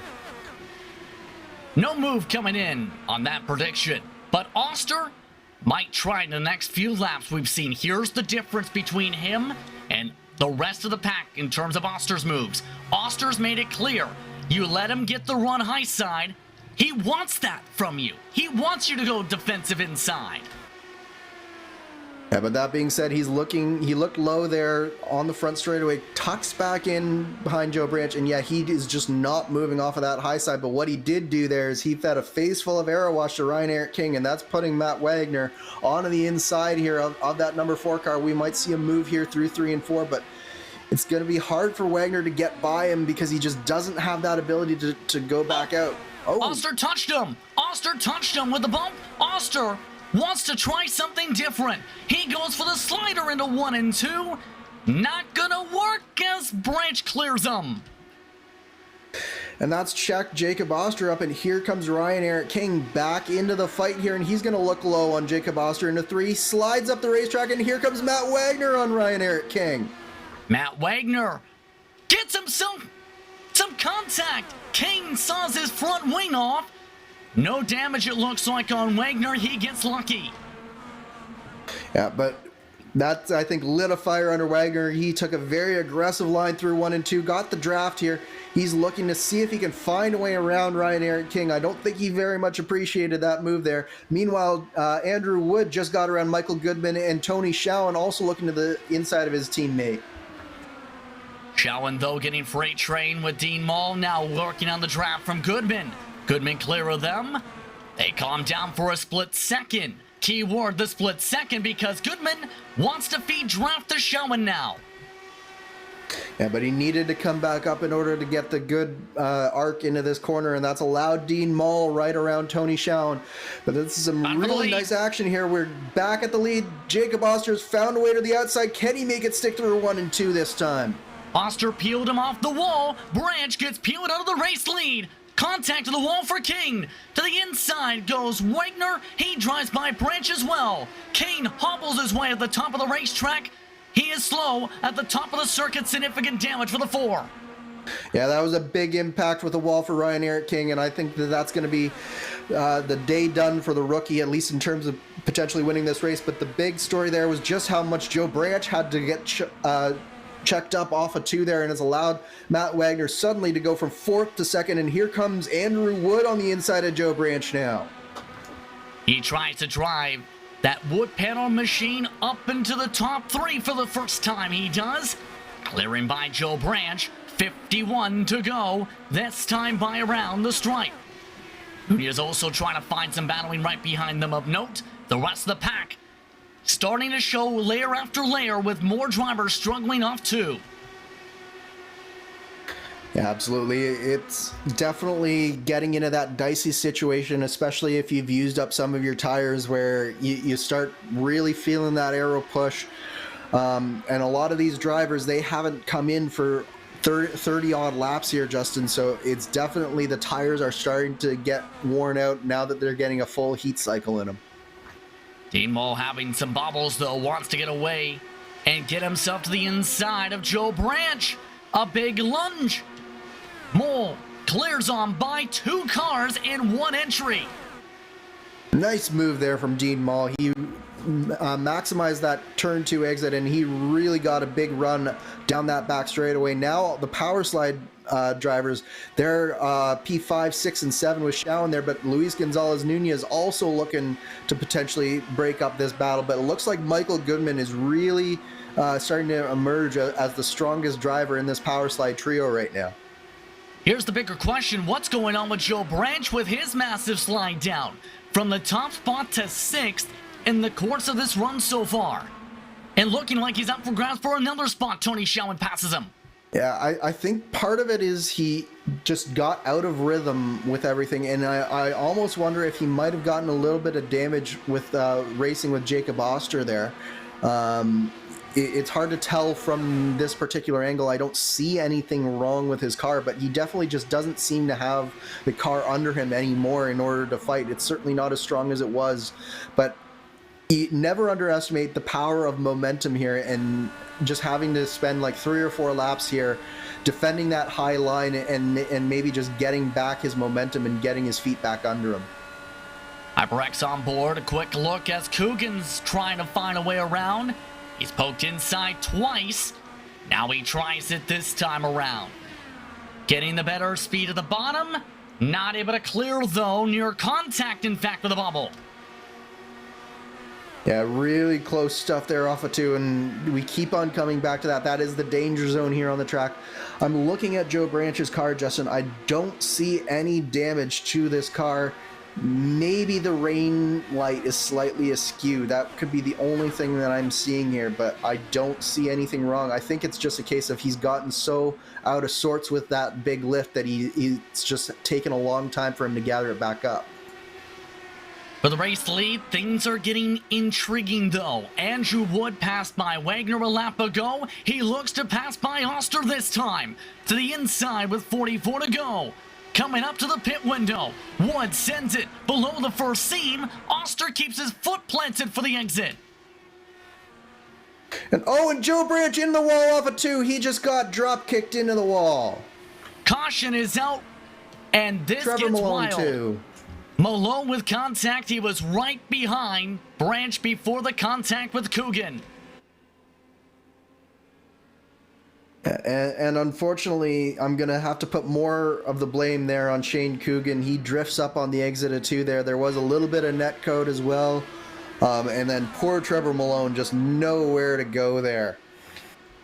And that error with a power drop in that sequence. Several major dodges in that as well. Seen amongst those, Matthew Short, who, despite being involved in an incident earlier, is up to 13th with that. Down to 17 cars running on the lead lap. Likely down to 16 once Branch can find his way to the pit lane because he's just spun in turns 1 and 2. In 3 and 4, into the pit lane go the leaders. This likely the last stop of the race for the pack. Yeah, and it will be just a little bit of a fuel save here. So this is going to be very interesting to see how these drivers play this out, especially if you're Jacob Oster, Andrew Wood, or Matt Wagner, because it's going to be more difficult for the leaders to save the fuel that they need, instead of if you're back in the pack, the real drivers who didn't want to see this though, Justin. Matt Taylor, he's only up to about 11th or so position right now. So those series of pit stops that he made, it just won't pay off for him. Sam Ryman, though, staying out right now. He does get the lead lap, so that's worth some points for Ryman. Oster the first off the lane. Wood, Wagner, Mull, Goodman. Top 5 off that mark. Might see the 59 coming this time. Here's a look from Rigney. Sergio Motorsports, black car having to go middle. Yeah, the seas just parted there from Rigney, and I can tell you that sometimes it's just you have to aim for where the cars are right now and hope that they aren't there by the time you get there. And it looked kind of like that's what the Rigney did there, Justin. Indeed, Rigney with that dodge up to 10th position after the pit stops. And with the attrition levels building higher, surprisingly higher than Milwaukee Mile right now, this is towards the trends we've seen last year at Worldwide Technology Raceway, though. When you can think about the caution trends from 2021, Andrew, this is a tough track to survive at, as we've seen after 20 laps on the tires.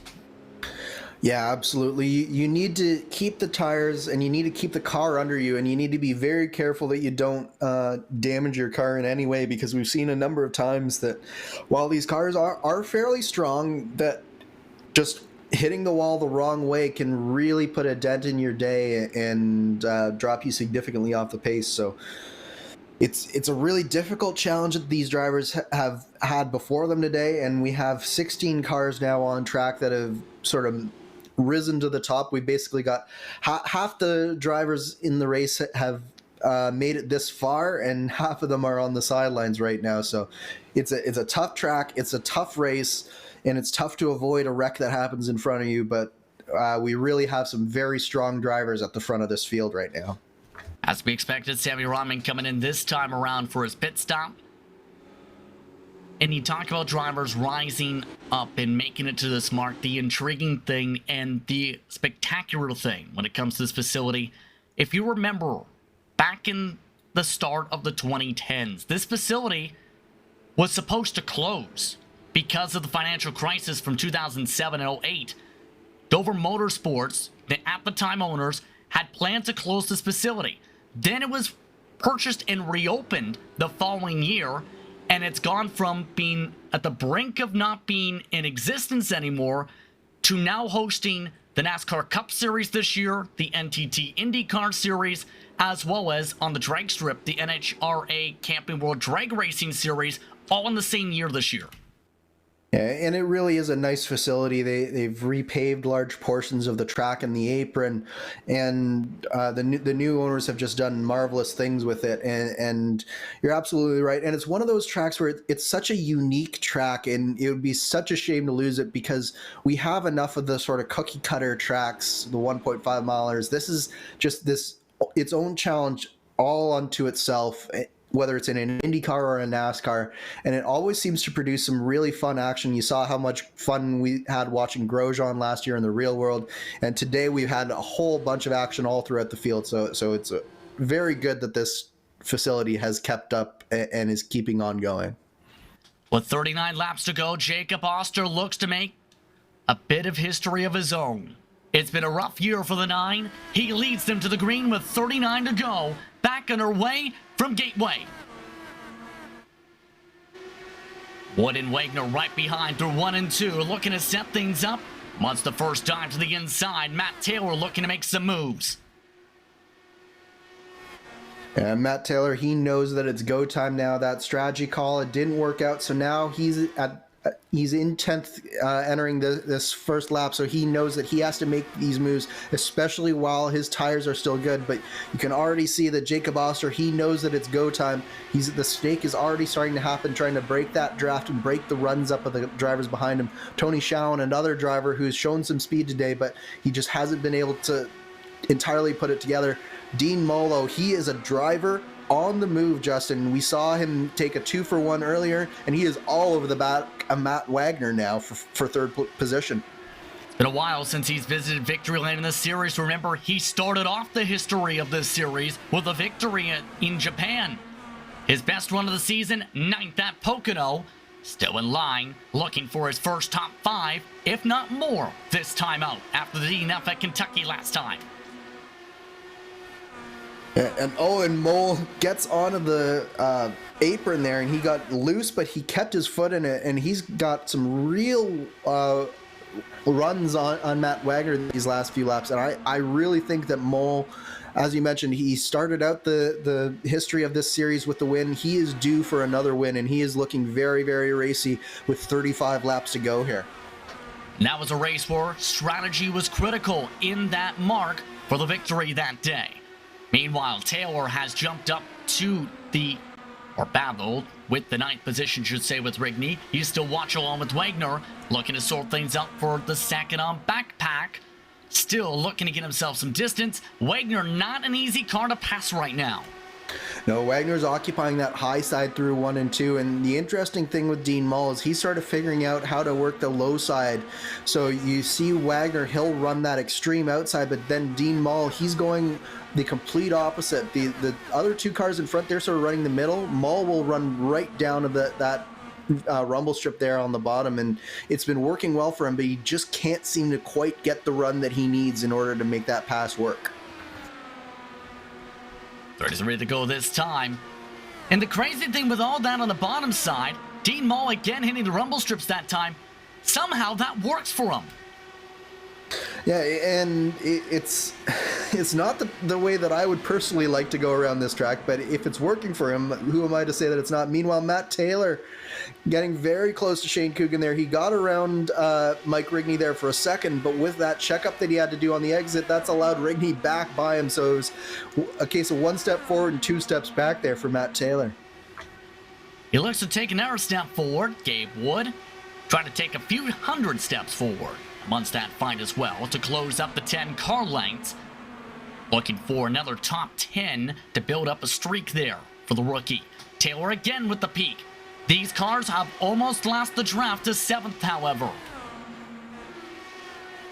Yeah, and they can't afford to do that, Justin, because it'll be so difficult for any of these drivers to get back with the aero wash as it is. It's very difficult. This car, basically, it has a bubble that you almost need to punch through, and at a track like this, it's very difficult to do that. And once you get past that bubble, you can really draft up. But once you get past that second, it's really, really difficult to get it back. Coogan dropping the spot as well, looking back at the leaders yet again. 30 laps to go now. Still, Dean Mull yet to find a way forward. And the main thing I've noticed too is a lot of patience being shown this run. The caution came at a good time, yes, to make it to the end. It's not a full guarantee per se, though, because it technically, with the restart, was at 40 to go. Yeah, and I do think that a number of these drivers will be fuel saving a fair bit here. And the intriguing part for me is Jacob Oster and Andrew Wood out in front. They've been setting a pretty good pace out there. It doesn't seem like they're really fuel saving, but I do think that they might need to at a certain point in this run, because like you look at the likes of Matt Wagner, normally we're used to him being a lot more aggressive, but right now he's being very, very patient, and I think he's doing a really good job of saving the fuel that he needs to make it to the end guaranteed. May have noticed on the pylon, Jeff Xian losing a few spots. He has been warned by race control for technical issues, so he has dropped to the back of the pack. Lap traffic stays down low, and Jim Herrick stays out of the trouble. Matt Wagner looks for a little bit of shuffling for second to the inside of Wood and clear of Andrew. And that was really easy there from Andrew Wood, so I'm almost wondering whether he purposely let him by, but that was one of the easier moves that we've seen through 3 and 4, and Wood seems to be dropping back fairly quickly here. The most speed I've seen him hit towards the straightaways, 179 miles per hour. Some of the drivers seem to be, as soon as they hit 180, starting to try and crack the throttle, try and keep it at 178, rather than go higher than that. And it's all to do with the RPMs. If you can hit the RPMs, that's one way that you can fuel save, although I personally like it more with the bigger lifts into turn 1, but it's definitely one of the ways. If you start to get into the rev limiter just that little bit, then you ease back off the throttle and sort of let the car run at 70% throttle or so. But yeah, it just looks like right now Wood, he's in major fuel saving mode, and it's allowing Wagner to just escape him just this little bit. But my big question right now is, can Jacob Oster make it on fuel? Because it is a little bit of a save, so he's going to have to at some point start running those fuel numbers and see whether or not this is going to work, as Dean Mull gets around Andrew Wood now. So the panic buttons are starting to be pressed. Those are the substitutions, for those wondering, for the "that was easy" buttons from back in the day. Wood right now not having an easy time with this, and here's the tough thing too with the management of the fuel, whether it's with the RPMs or whether it's the lift method to go earlier on the entry and back it up. Some drivers may be saying, I'll do it at the end. Others will say, I'll do it right now and then push. That's the difficult balance here amongst this pack. Well, and you could hear Michael Goodman get out of the throttle in the middle of the straightaway there as he's behind Andrew Wood. So he is definitely one of the drivers who are really trying to save here. And I'd say that Goodman is one of the more experienced drivers in this car. And if anyone can save the fuel required, it's going to be him. And he's going to use the likes of Andrew Wood right in front of him. Meanwhile, Luis Gonzalez Nunez just got around Tony Schowen as well. So I think a number of these drivers are saving, and I think maybe some of these drivers up at the front, they aren't saving anymore, Justin. There are a few drivers who, if it comes down to that point, who are in a good spot. Remember the top-offs under the caution flags. George Anzaldo, Samuel Ryman are the only two who are in that top-off grouping who could make it much easier than the others. Here's the look of the battle for the race lead, because Jacob Oster, he went from 7/10 up to just 1/10. Oster may have realized what's going on. He's back down the pace.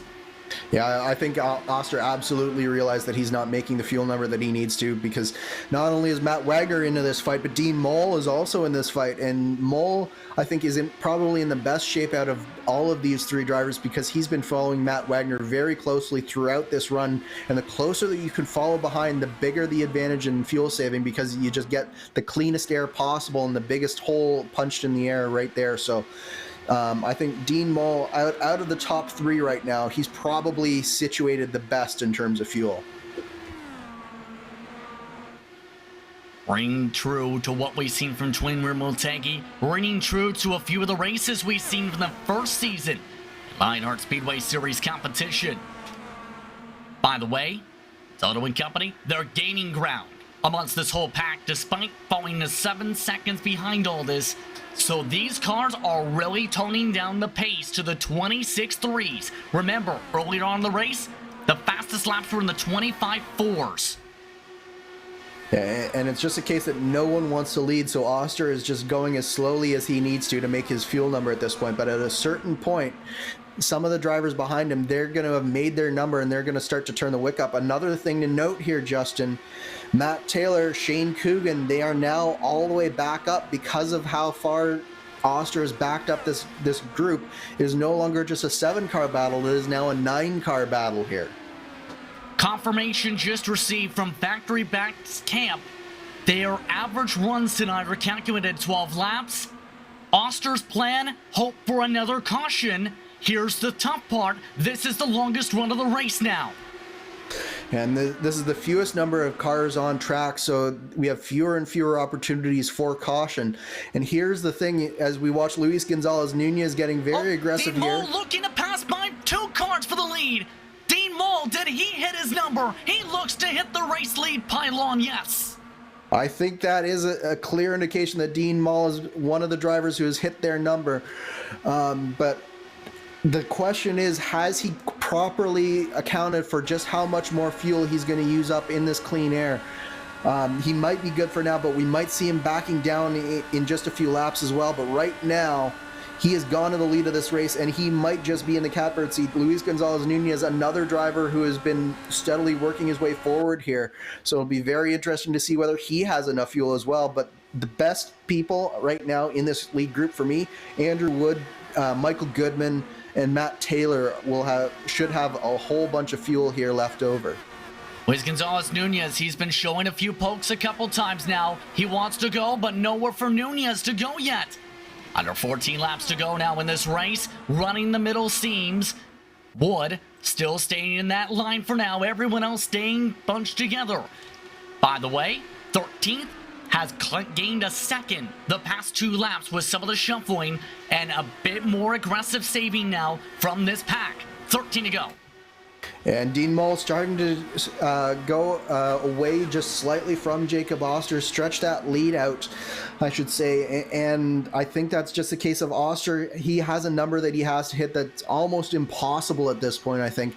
Matt Wagner similarly, but now you're going to see Andrew Wood probably start to make his way back up as he might have hit his number, and also look for the likes of Matt Taylor, Michael Goodman to start making their way up as well, because I think all of these drivers, they're in save mode. They're going to have to try to figure out what the number is, and it's going to be changing lap to lap depending on how fast they're going. Still side by side of the battle for 3rd spot. Wood back in the line, but you mentioned that number. Taylor has picked up 2 spots the past 2 laps. He watches behind Nunez to set things up. Wood close to the rear wing of Wagner. Down to 11 to go. This is fascinating stuff here, Justin, because you as the broadcaster, you just don't know who has done what. And you can see that Dean Moll, he did a couple of laps at 25.8s, 25.7s, and now he's back into the 26.1s. So I think he's realized that maybe leading isn't exactly where he wanted to be this early. But at the same time, Jacob Oster, he's got a mountain to climb. And Andrew Wood now looking for 2nd place here. 10 to go. He goes for the stamp send. It doesn't stick to the envelope, though. Wagner, will he take a chance to pounce back? No, he lifts. Wagner still being patient in this. Wood on the aggressive. It's such a chess match going on. Everybody's playing 4D chess, not just the 4D sim racing team here, because you have to be so cognizant of not getting too far. As now finally Andrew Wood does clear by Jacob Oster, so that's a big move for Andrew Wood, because I think Jacob Oster, he's really still trying to save a lot of fuel here. But this will be telling for Dean Moll is whether Andrew Wood can get up there and challenge him here, because if he can, that might just be the impetus that Moll needs to use up a little bit more fuel. Matt Taylor, another one looking to get through here, but it's so important for all of these drivers to find a way to save fuel while still making moves, and it's incredibly difficult to do. Massively difficult. Remember, when it comes to Taylor, he's trying to recover from dominating early, then picking up rear wing damage, losing him all the track position early. He's up to 5th. Oh, for the lead here. Here comes Wood with the draft. Under 7 to go. To the inside goes Andrew Wood. He zips by Moll like he's standing still. Can Dean Moll get the pullback?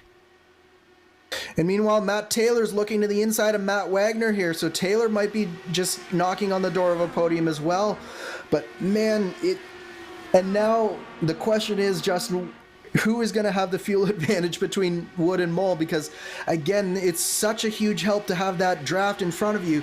So will Andrew Wood still be secure in his fuel number even though he's leading, and will Mole be able to save some fuel now and then go back and fight with Wood come the last lap of this race? I have no idea what's going to happen here with just 5 laps to go. Coming to that mark, point of return next time around. Wood leads by 2/10. Taylor still boxed in behind Oster and Wagner. 6/10 back of the race leaders for the moment. To the inside, Taylor for 4th spot. Wagner gives him a bit of space, keeps the throttle in it, makes contact. Both of them slide. They hold on to it as Nunez drives by.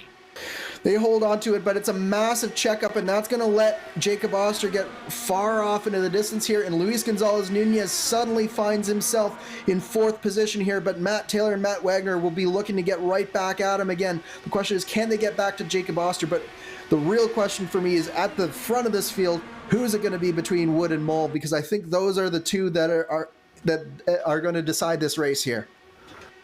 Word from the box for Jason Brophy. Wood has gotten the green light. He is good to go full out the rest of the way. Dean Mall, he's going full out behind him. 3 laps to go from Gateway. No move yet from Mall. He waits behind and lifts early. Both of them running that high line and using as much of the track as they can. Dean Mull, he's going to have to time this run perfectly, and it's going to be so difficult because the tires are just about at the end of their lives right now. So he's got one more shot at it. 2 laps to go. I think he's got to time this run perfectly, find a way to get through 1 and 2 well this lap, and make the move coming into turn 1 with 1 to go. And Wood leaves that bottom lane open. Will Mull be able to get a run off of this corner here? He needs to close 3/10 to have a shot. Lap and a half to go. Coming up towards the final time around, 1.25 miles once they hit the stripe. Mull still 2.25 seconds back. 1.25 miles to go. Just not quite close enough for Mull. He's got one more shot at this. He's got to find a way to dig deep as Wood almost gets in the wall. One to the wall. Taylor gets spun behind. Side by side for the lead down the backstretch. Mull on the inside. One on the outside. He tries to diamond it back. Will Mull be able to make it to the checkered? Will Wood drop them back? No. Mull's got it. Mull wins the Gomez Sim Industries Gateway 200 in a fantastic finish. What a move there from Dean Mull. Andrew Wood, with just a small mistake, carried too much momentum through turns 1 and 2, and Dean Mull, with the opportunistic move, gets it done. What a move, what a finish, and what a race win for Dean Mull there. He did it on fuel strategy in the series debut, but this one was all down to driving from Dean Mull. What a finish. 10 laps led for the 23, and for the first time in a long while, Dean Mull breaks through. His best finish before tonight, 9th in 2022. He gets to burn down for the first time this season. What a finish. Absolutely unbelievable. And we haven't even talked about the chaos that happened in the back here. Here's what's happened. Matt Taylor and Luis Gonzalez Nunez. So you see Jacob Oster, he was pushing so hard. He pushed it in the wall. Matt Taylor followed him. And then Luis Gonzalez Nunez, just an innocent bystander there. And there was even more fireworks through turn 3 with Michael Goodman and Luis Gonzalez Nunez as cars were checking up everywhere. But just heartbreak for 3 drivers on that last lap there, with Oster, Nunez, and particularly Matt Taylor. But elation for Goodman and Schowen and Wagner there. Let's take a look at the unofficial race results brought to you by simrace247.com. Dean Mull breaks on through for Synergy Motorsports. He's your winner by 0.105 seconds. Matt Wagner finishes in 3rd, then craziness on back. In the hard fighting for 4th, Michael Goodman survives for 4th position, one of his best runs of the year in terms of finishing position. Tony Schowen in 5th, Shane Coogan quietly to 6th. Gabriel Wood keeps the top 10 streak alive in 7th. Mike Rickney, Samuel Ryman, Luis Gonzalez Nunez, the top 10. 11th spot tonight, Jacob Oster. What a heartbreak for Oster, leading late, and then he has to save the gas, and then falls 11 seconds back of the checkered as part of the craziness. George Enzotto trying a different strategy. He got within 6 seconds of the craziness, but gets up to 12, 13 seconds back instead of the end. Jeff Shion, Kristen Jasper, 14th, 13th respectively, flip that around. Matthew Short, he had a topsy-turvy night for Infinite. He finishes 15th. Matt Taylor did not make it to the checkered flag. In 16th is where he ends up. Big Joe Hassert with technical problems did return back to the track for Transcendent Motorsports and still finished 17th. That jumped him ahead of Jim Herrick, who had a race high in pit stops for an 18th place finish. He visited the pit lane 12 times tonight. Joe Branch with the DNF tonight, along with Trevor Malone for the top 20.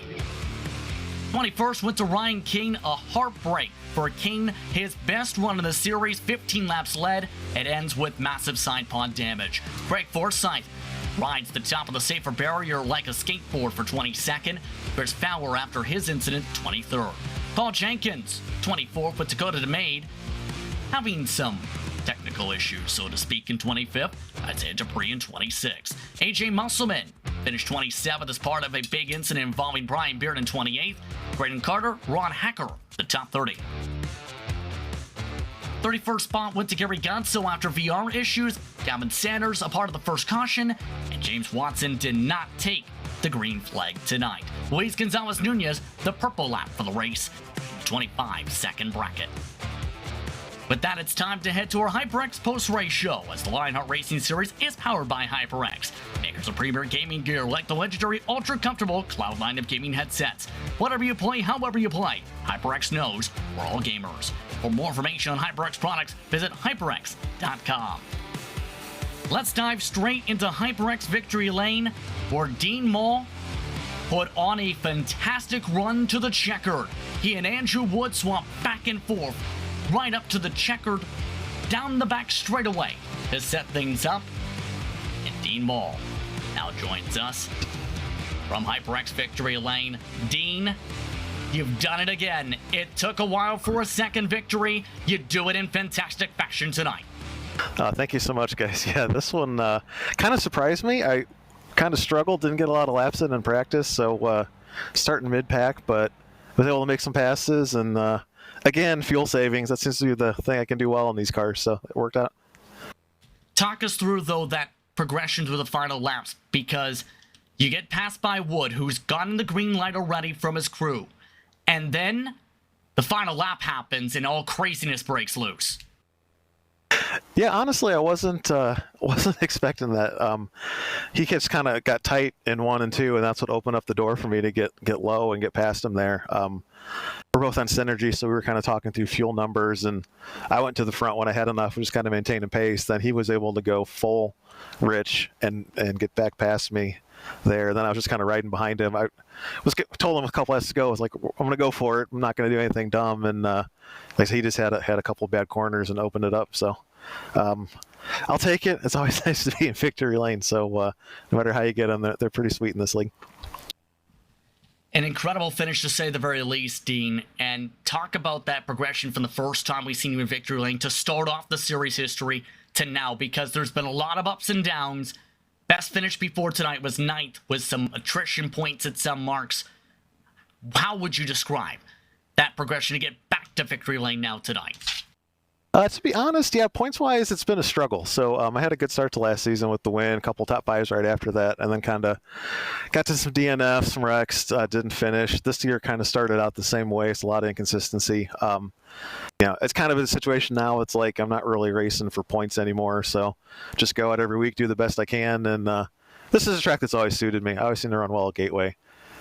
So for whatever reason, a retro series here, it's just been a good track for me. Can make the high line work in 1-2 and get some passes done there, which really pays off on the long runs. Congratulations on the victory tonight, Dean. Thank you very much. I'd just like to thank everybody at Synergy Racing. Appreciate them having me on for another year. Got a 1-2 finish for Synergy tonight, so that's pretty sweet. And as always, a race for Kinetic on the endurance side, so I want to mention racing for John.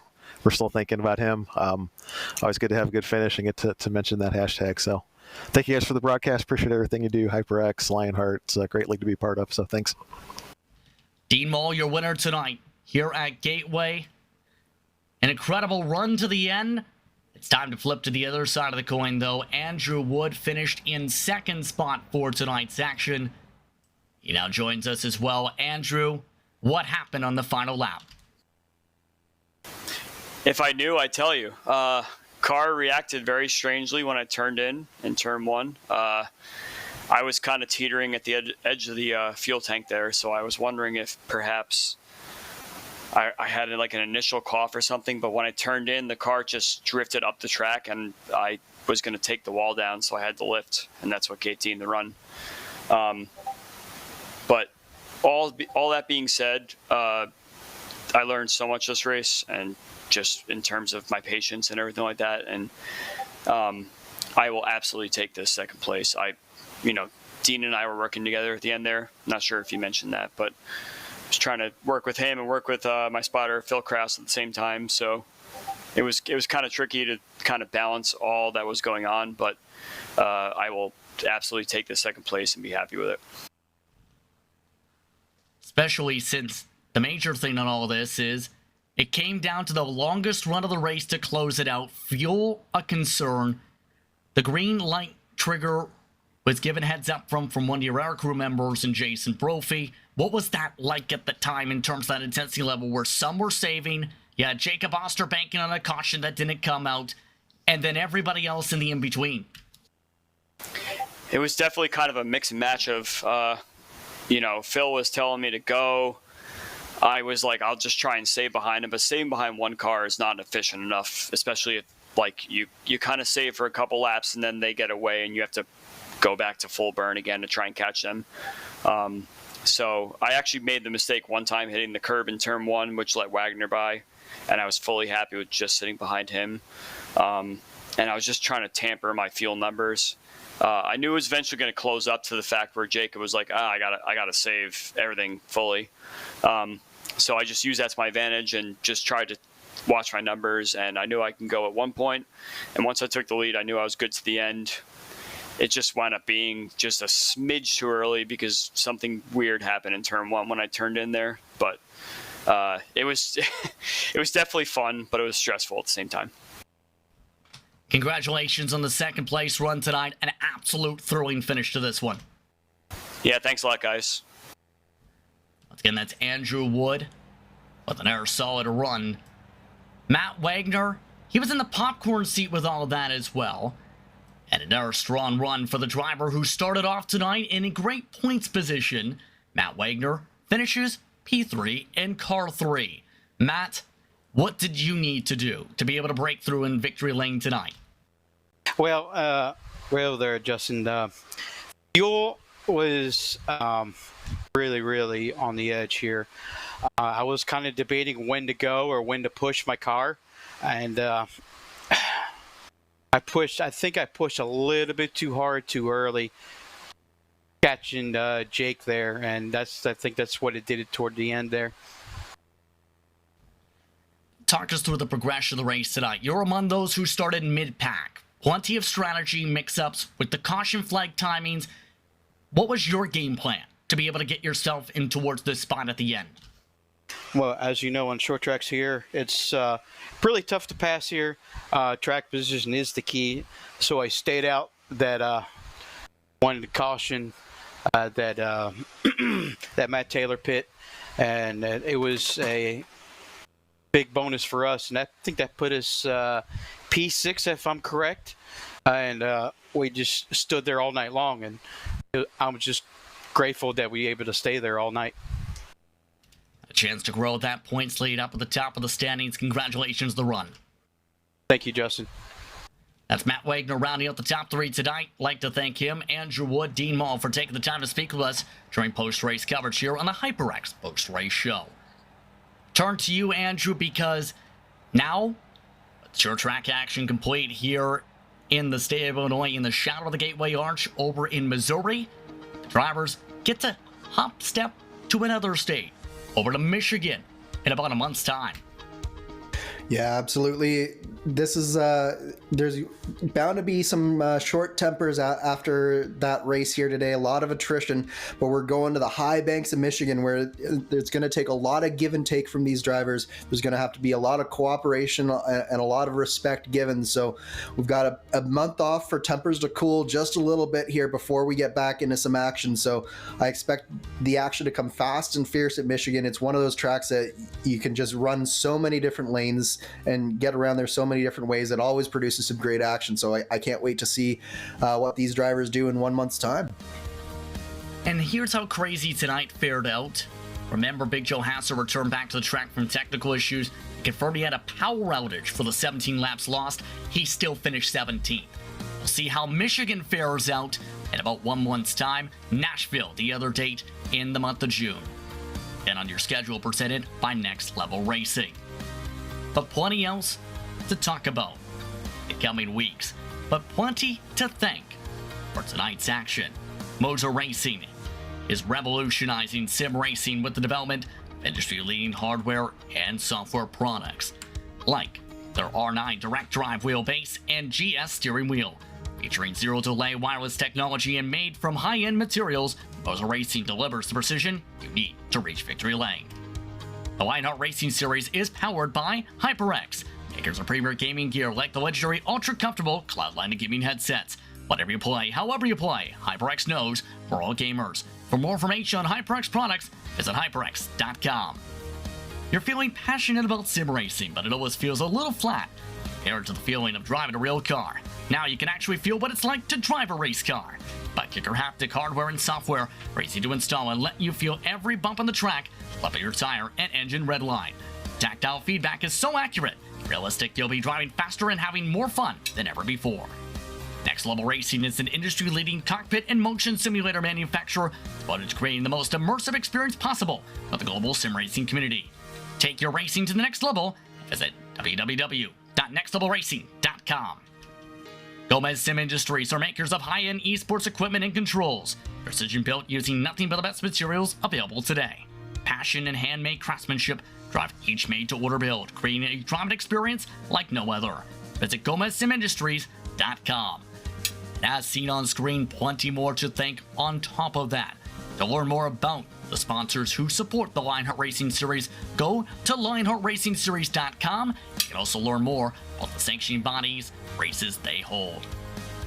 As mentioned, a summer break coming up for drivers as they get ready for a busy month of May, the official racing, and many more in terms of Lionheart competition.